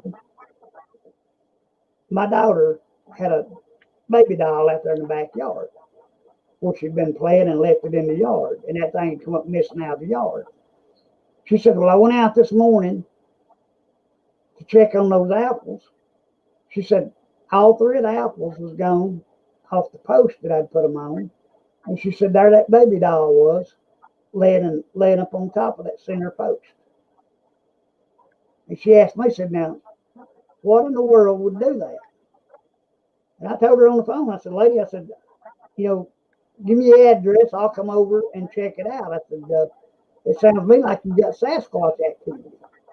And she said, no, man. She said, I don't even believe in them things. My husband don't believe in them. I said, well, there's got to be something going on. And she said, well, Sounds to my me husband. like, Go ahead. I was going to say, it sounds to me like whether she realized it or not, she was gifting. Unintentionally, maybe, but gifting. That's what I told her. Right. Have you ever had any luck with gifting? Have you ever tried it? Or? Oh, yeah. We got a spot about 2 miles from here where we do a little gifting at, and I've actually had various items that I put in there. They seem to me like they like peanut butter better. They like peanut butter. They like apples. I've tried bananas. Don't work with bananas. These down here don't fool with bananas at all. So, that leads me to believe they're not actually a hybrid chimp of some kind or a gorilla or something. Because they just bananas, you can put them bananas out and they'll rot right where you put them. But they seem to like apples. They like bananas. I've actually put pecans out there. They pretty well like pecans. And I'll tell you the wildest thing that we've had happen over there is putting marbles out. These things will take every marble that you put out. And what they do with the marbles, I don't know. Now, a friend of mine down in Bartow County. I've heard that more than once. A friend of mine down in Bartow County, he said that he tried some gifting down there on the place where his father-in-law lived at. And he said that he had actually put some marbles out. And about 2 days later, he started out off the back porch to go check on these marbles. And these marbles was actually brought up in place across the plank, on the end of the plank, on his back porch. Yeah. I've had limited success. I didn't have a bit of luck with the peanut butter. I took some peanut butter and apples and Cracker Jacks, mixed it all in a ball. I called it Bigfoot bait. I was like, mix it up, put it out there, nothing. But I've had a couple other interesting experiences. I don't know. This show wait to talk about what I do. What we're talking about your experiences. If I ever come on your show, I might tell them there. Uh, if you want. Oh yeah, Yeah, yeah. I have. Now, personally, I would advise against gifting with food. Do not feed a wild animal. If you feed a stray, it's going to keep coming back. Here's somebody that knows you. Oh, that's my partner, Blake Duckworth, Joseph. Hey, Blake, how's it going, buddy? I mean, just me personally, after I thought about it, I was like, I'm not going to put food out there. I'll try, like you said, little tidbits and whatnots and stuff like that. I don't leave food out there. And that's Well, just like, we don't know what the gifting's all about. The lady with her doll, there's two suspects there, and the beach ball for that matter, too. You got two suspects. That's a human or a Sasquatch. A bear didn't take your beach ball and bring it back. A raccoon didn't take your beach ball and bring it back. They definitely didn't take a baby doll for however long you said it was missing there, an extended period of time. And then one day, because you left them apples, they bring the baby doll back. That ain't a normal wild animal behavior. another instance on the gifting deal. I talked to a lady and she done this, and really didn't actually know what she had done, but she told me that they were on a camping trip and they had actually they were camping. Okay, she said that I think it was like a 3-day, 4-day trip they was on. Well, she said the first night that they were there, her husband had caught some trout that afternoon, and he decided they were still alive, so he decided he was going to leave them on the stringer. Because late that evening, when he got back down to camp, he put these things, left them on the stringer, put them in the edge of the river up there where they was fishing at, and going to clean them the next morning. She said the next morning she got up and she went down there, and these trout were gone. Stringer's still there, but the trout was gone. Okay. She said she really didn't think nothing about it. I was a snake or something might have got it. All right. She said the second evening she had scraps left over from where she had cooked the meal that evening. Took them down there just a couple of feet back from where the stringer had been at, and she had woke them out on top of this rock. Okay. The next morning, she went down there, walked off down to the river. She said the food that she had put there at that rock was gone, and 2 fresh trout were laying on top of the rock.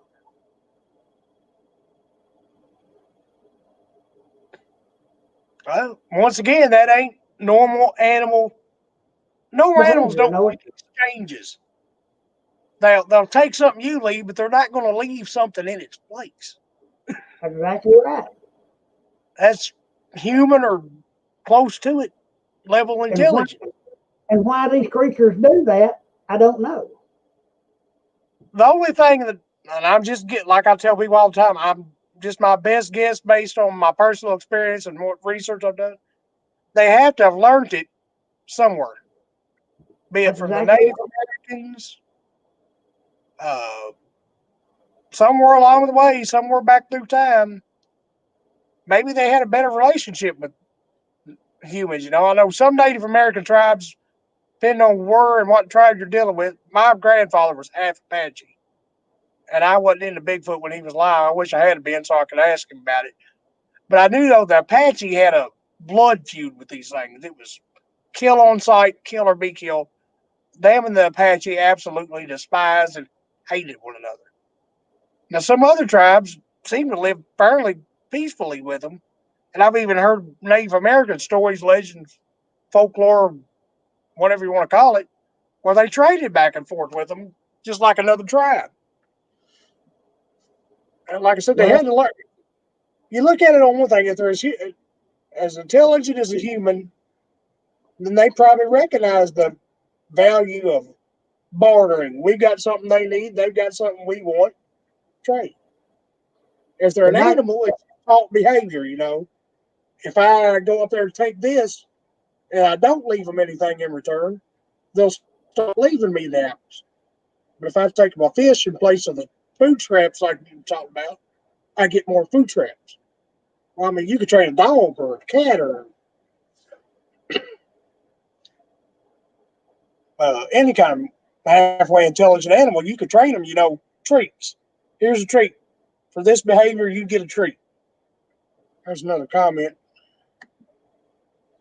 Things get really weird when you get handcrafted sticks and replace them with it. That would be that's exactly that right. would be really weird. So, Man, like I said, that it's either their natural intelligence coming through to barter back and forth with us, or it's taught behavior. One of the two. you That's the know only thing that it that could be. goes back to what I said earlier in the show about people thinking these things are just dumb apes. These creatures are not dumb apes. It's like the guy with the tennis balls. You know, them Yeah. placing them on his car like that. Just like you said, you know, they had to recognize his car, they had to recognize him and knew who he was and that he had thrown those things into the woods with him and had taken them down and put them on his car. That shows intelligence. That shows intelligence to a lot more, you know, a lot smarter than some people that I know. I was going to say a lot of times when somebody says a dumb ape, some apes are every bit as smarter than some people I know. Exactly right. We always talk about human intelligence. That's almost an oxymoron these days, but uh, I keep That's saying true, man. everything else comes in back into style. I'm waiting on common sense to come back into style. But he's talking about getting handcrafted sticks being really strange. That would definitely qualify as really strange. And I've seen pictures people put online. I'm sure you have Facebook elsewhere where people they get woven look almost like reeves or something they made, or Oh people yeah, some man. people call it lifts.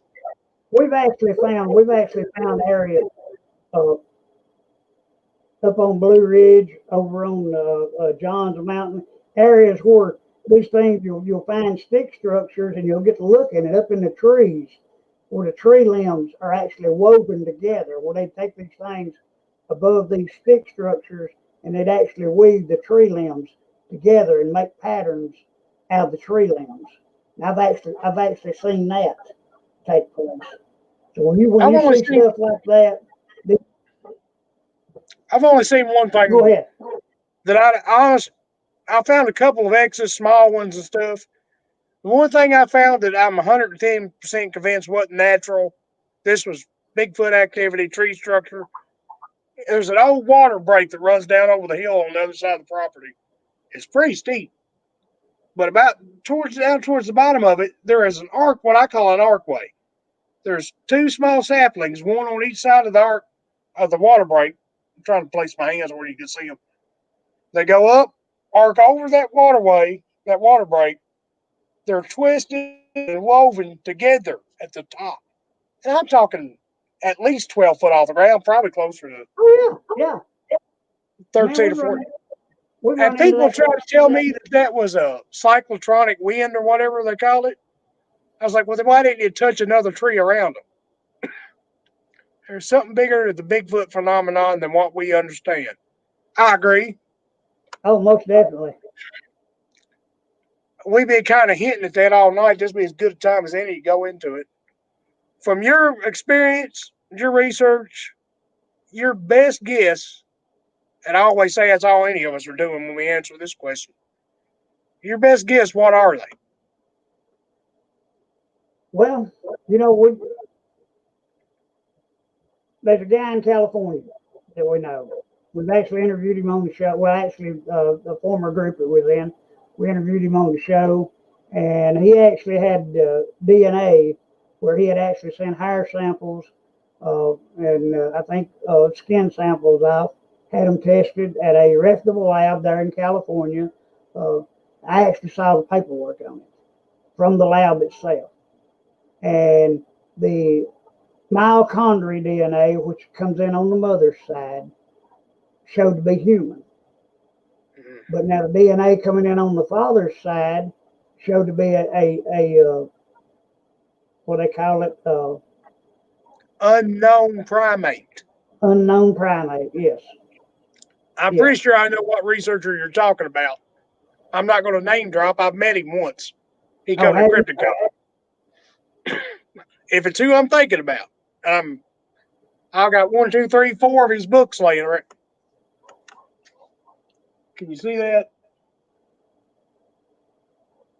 Missing 4. Yeah. Is that him?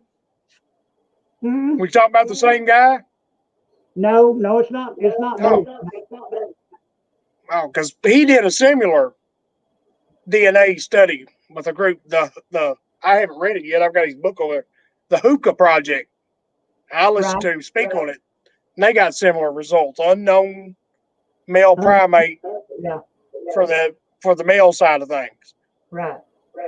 All right. I didn't mean to cut you off. So. Oh, that's fine. But no, I think these things, to me, they as far as having human aspects in their DNA, it's got to be some form of us, for better words. I mean, it's got to be some form of hominid that has developed in a different way over the years than what we have developed. And who's to say that the way they developed, is not actually better than what we have? Because you look at what you look at what the Sasquatch. I know where you're going with this. You look at what they have to do to survive every day for their species to survive. But you look at what little impact they've actually made on the planet. Now you look at what we've done just in the last 40, 50 years, what our species has done to this earth. Oh, yeah. And you tell me which one's got more intelligence. Well, it kind of goes hand in hand with something I heard one time. I don't particularly agree with this. It was the whole Bigfoot and UFO thing. But somebody made the point, if you look at Sasquatch, look at us, who's more naturally adaptive to Earth's atmosphere, climate, environment? Who's the alien? They belong here more naturally than we do. You froze up on that last one. I said you froze up on me on that last one. I was saying to go hand in hand with what you're talking about how they survive more naturally. I was listening to somebody got into the whole Bigfoot UFO thing. Bigfoot's aliens, and which I don't personally believe, but to lead up to this, somebody made the counterpoint.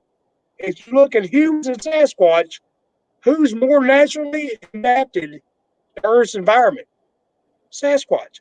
Who looks more like an alien? The humans. They fit in on Earth more naturally than we do. Oh, yes, most definitely. Like I said, I don't necessarily follow we're aliens, or I don't believe either one of us are aliens, but they made a perfectly good point. They seem more naturally more in their environment than we are. Well, it goes back to them, man. Like I said, look at the way they live. They live, they survive, but they cause no impact to the earth. And that's all we do to live is impact the earth. Everything we've done, especially for the past 50 years, maybe 75 years, everything that we've done has destroyed this planet. Everything. I always tell people, they ask why Sasquatch avoid humans so much. Have you met us? If I could, I'd avoid us too. That's exactly right. But so you're going with the unknown hominid type of human. That's exactly what I believe. Now, don't That's get me entirely wrong. possible.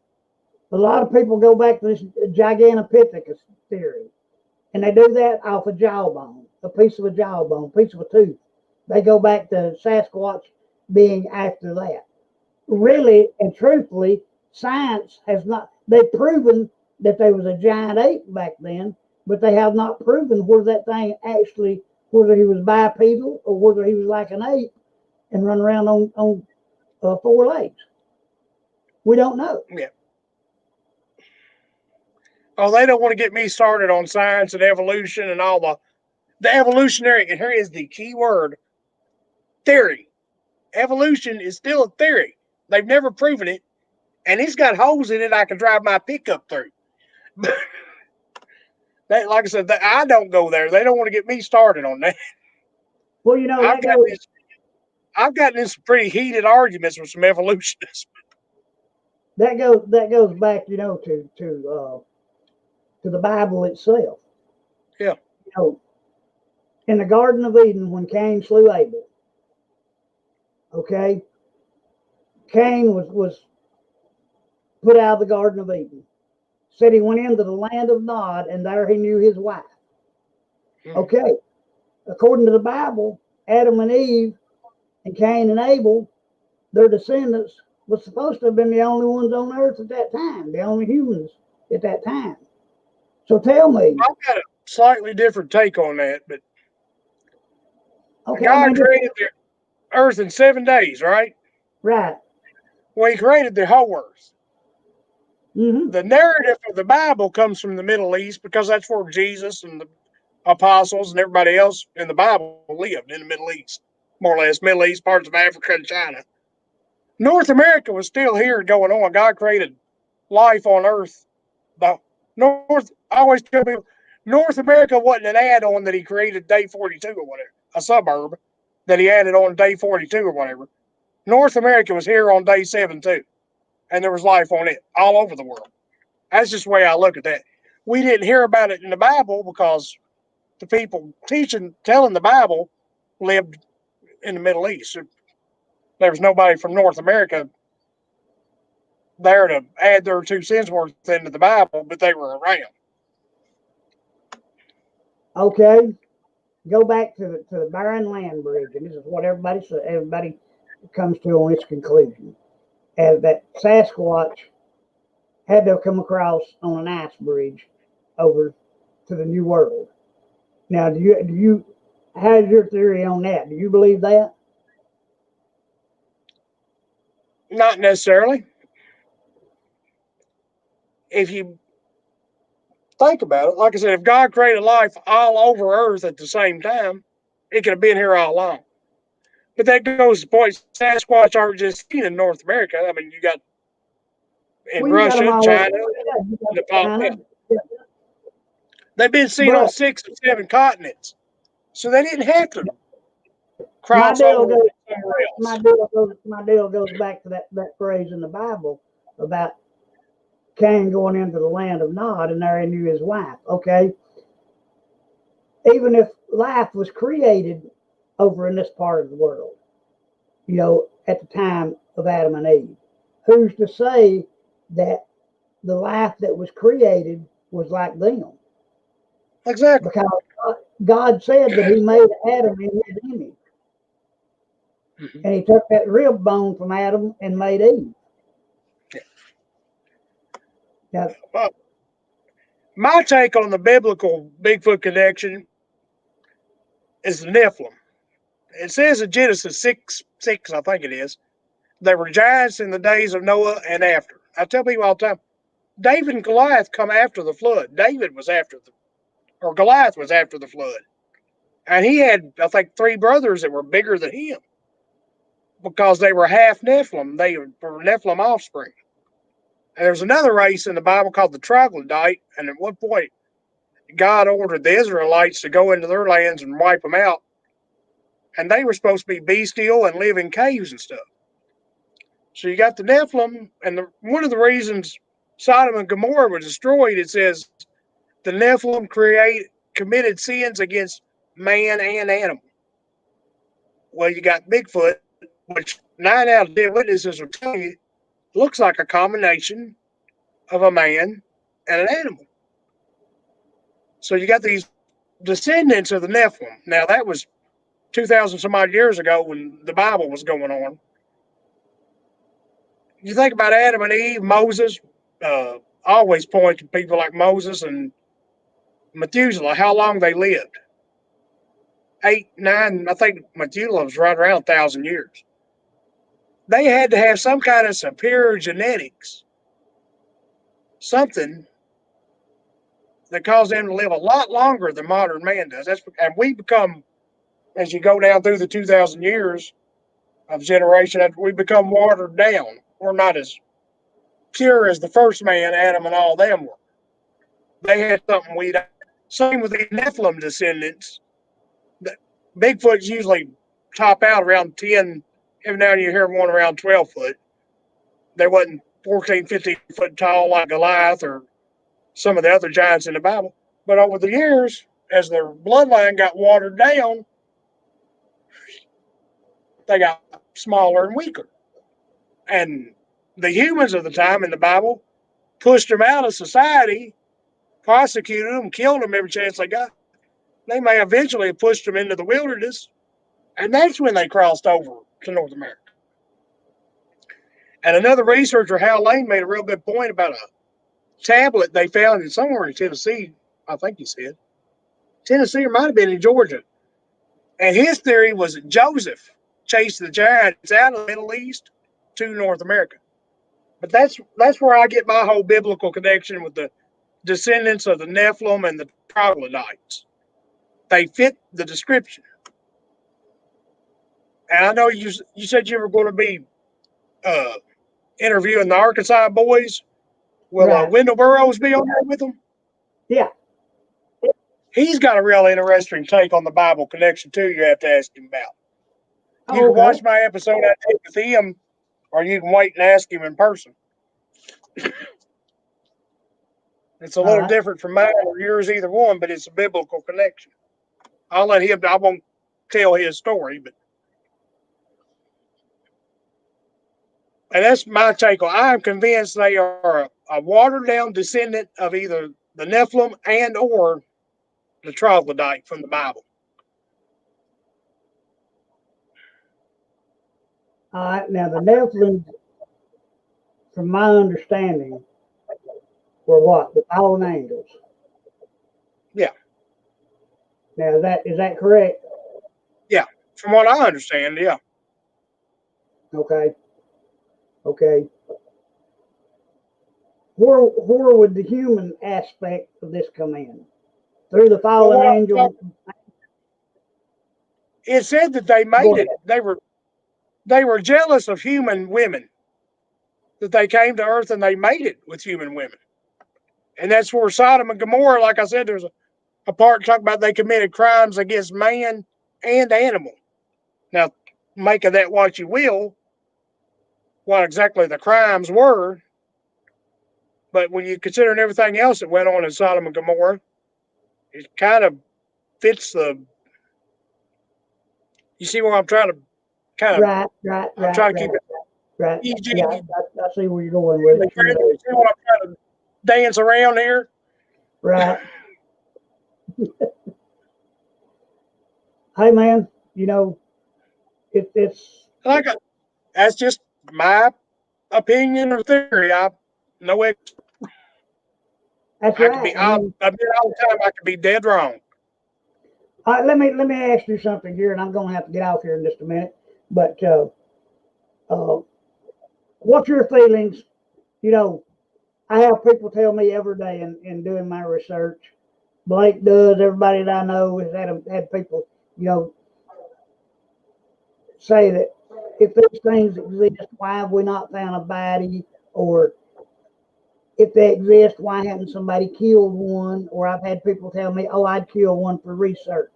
I'd kill one and have it cut up and dissected by the scientists to let them prove what it is.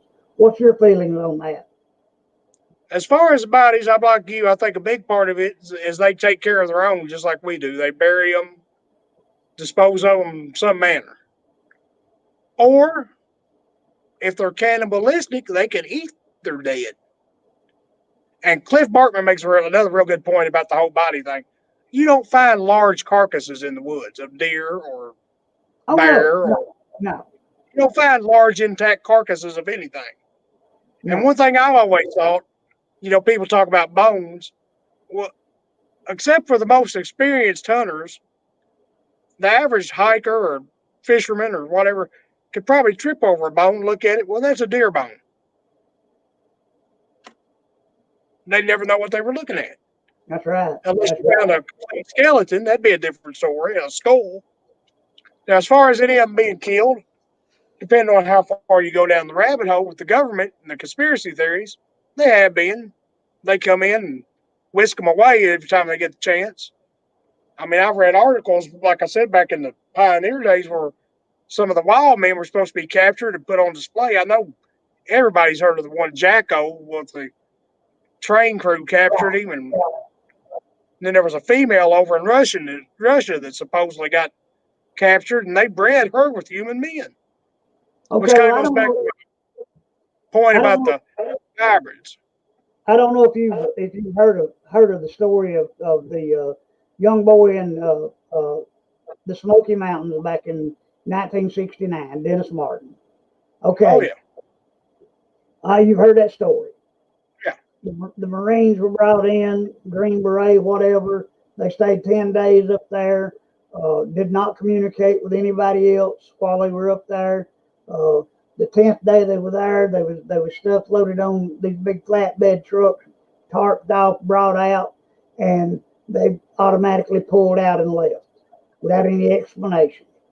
Okay, there's also on YouTube, I can't remember the guy's name, but there's a series of tapes that he made, and his family actually lived there in the Smokies along about the time that this took place, and actually prior to this taking place. They I lived know there. you talking. I can't They think of lived his there name, back. but They lived there back when uh,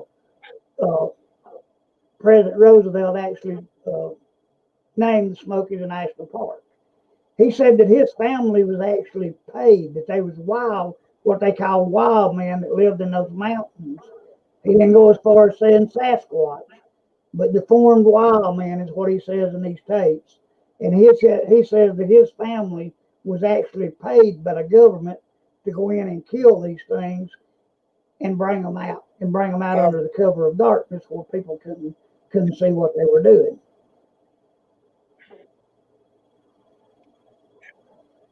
but one last point I was going to do about you talking about your theory about the unknown hominid with the unknown DNA.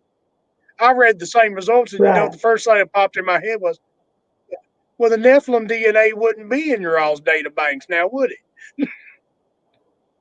No, Humans, no, it sure humans, wasn't. humans wouldn't have Nephilim DNA on record.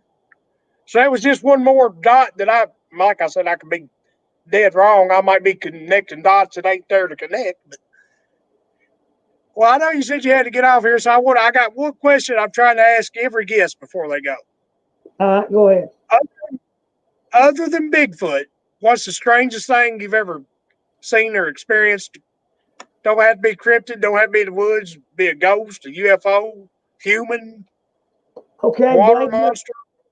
Blake Duckworth and I were investigating an old house. This goes back to our paranormal deal that we do. We were investigating an old house up on Carbondale, about probably 15 miles from where I live. It's an old farmhouse. We knew nothing about the house when we went up there. We just saw it from the road and decided we were going to go up there one night. Old abandoned house, big 2-story structure. Now, I'm telling you straight up, telling you the truth about it. We knew nothing about the house. Blake will tell you the same thing. We go up there. We go inside the house. It was an old, like one of the old style farmhouses was built back in the day, where it had one long hall all the way down the center with a set of stair steps at the very back of the hall leading into the upstairs. Okay, it had like 3 doors on each side that went into 3 different rooms downstairs. Well, the last one on the left, Blake and I went in, started back toward the staircase. We turned into the last door on the left, went in it. Over in the corner, there had been some boards pulled up out of the floor. I don't know, like 6 or 8 boards. And you could see down, well, I walked over there with my light and started to shine down into the hole to see what was underneath there. All of a sudden, it felt like 2 hands shoved me, and I fell down through that floor, down onto the ground underneath. Blake had to pull me out of there. We get back up, start out of the house, and I can't remember now whether it was Blake's hair that got pulled or mine, but I think it was Blake's. But anyway, hair got yanked back. Now we actually witnessed this. We run to the outside, run down off the porch out into the front yard. I looked back at the house myself. The house had like these 3, we call them dog box dormers, built across the front of it upstairs with windows in it. In the center window, there was a outline of an old woman in the center window with like an orange glow around her. The house had been abandoned for years, no electricity, no nothing to that house. This old woman was in that window upstairs with that orange glow around her. We didn't know anything about this. We got back and got talking to our friends about it, and there was a bunch of them that had actually lived up around that place that said, oh yeah, they had witnessed that themselves, that they had actually seen that woman in that upstairs window. So now that is the weirdest thing that I guess I've had happen as far as paranormal is concerned. Yeah. Well, that's pretty amazing. I don't mess with the paranormal side. I don't want nothing to do with spirits. It tells you the Bible not to entertain them. Other than that, if something's flesh and blood, if it bleeds and I have to, I can make it bleed. I can't make a ghost bleed. Well, let me tell you, go on our channel. There's a segment on there from the old Macedonia Cemetery. I think it's like about a 16-minute segment that Blake and I did down there 3-4 weeks ago. I was using dowsing rods. I don't know if you know what that is or not. Okay, that's the first time I'd used them. And I actually encountered an entity down there that night of a young boy, 19 years old. And I learned this through asking questions and watching the dowsing rods move in for yes, out for no. But anyway, I interacted with this entity, and man, it was like the farther I got into this with it, I learned that he had been murdered by his own father. But man, it was like something had me by the shoulders, just pushing me down, and I was right on the verge of tears. I had to make Blake in the segment. I hollered and told him, and I walked off. I walked out of camera range. I told him, and I was just on the verge of tears. I told him, man, I don't know what it is. I've never felt anything like this, but this is I can't take it. I had to leave. Yeah. Well, you're a braver man than me because the one time I'm pretty sure I saw a ghost, I had a small child I was babysitting for a friend of mine while he went to town. And I'll tell you the whole story sometime if I ever come on your show. Let's just say I think I saw a ghost. 2 minutes later, me and the kid were out in the yard playing football and still video games. The Well, hey, minute man, it sunk in on me what I had just seen, I was up and out the door. Like I said, I don't want no part of spirits. You're braver than me doing those kind of investigations. well, I'll tell you what. I've got an opening for the 24th of February, and I'll extend the invitation to you right now if you'd be interested in coming on the You never show. know what day of the week that falls on off the top of your head. Uh, 24th. the 24th of February. Hang on a minute. Let me check right here.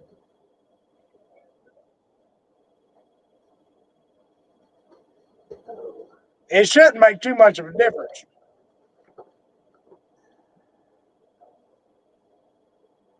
That'll be the 4th week of February. end of February. What day of the week? Wednesday at we always are on Wednesday nights at 10 p.m. Eastern time. I don't know what y'all's time frame is up there. Were y'all ahead of us, behind us, or what? Yeah, we're Eastern Standard Time. Oh, are you 10 okay? o'clock's right when my wrestling. I'm sorry. I'm a pro wrestling fan. I was saying that's right when my wrestling goes off. So yeah, I should be able to come on about 10. February Okay. 24th. I better Well, write it down. My old age, I'm getting as I'll go ahead. senile. I'll go ahead and log you in, and what I do is on the afternoon of the show, I send the invites out.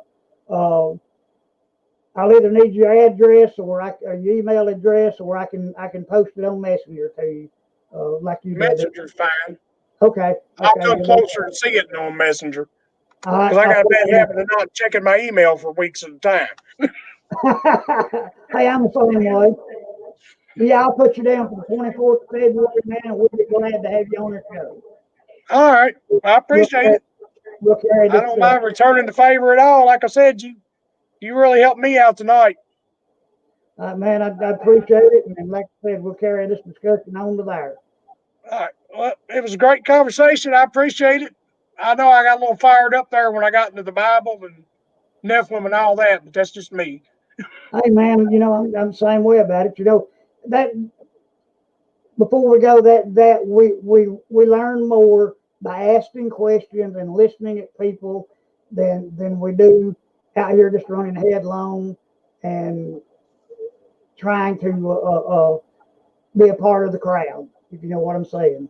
I've said more or less the same thing. If the whole cryptid community, if more people would admit when they don't know, I'm willing to say I don't know, but my best guess or my best opinion is this. And the second thing is that they was more willing to cooperate with each other, share information, evidence, experiences. And some people just they will not do it. They act like they're guarding Fort Knox.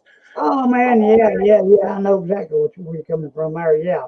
Well, it's something that's one reason that I do this is to share what little knowledge I do have of this species.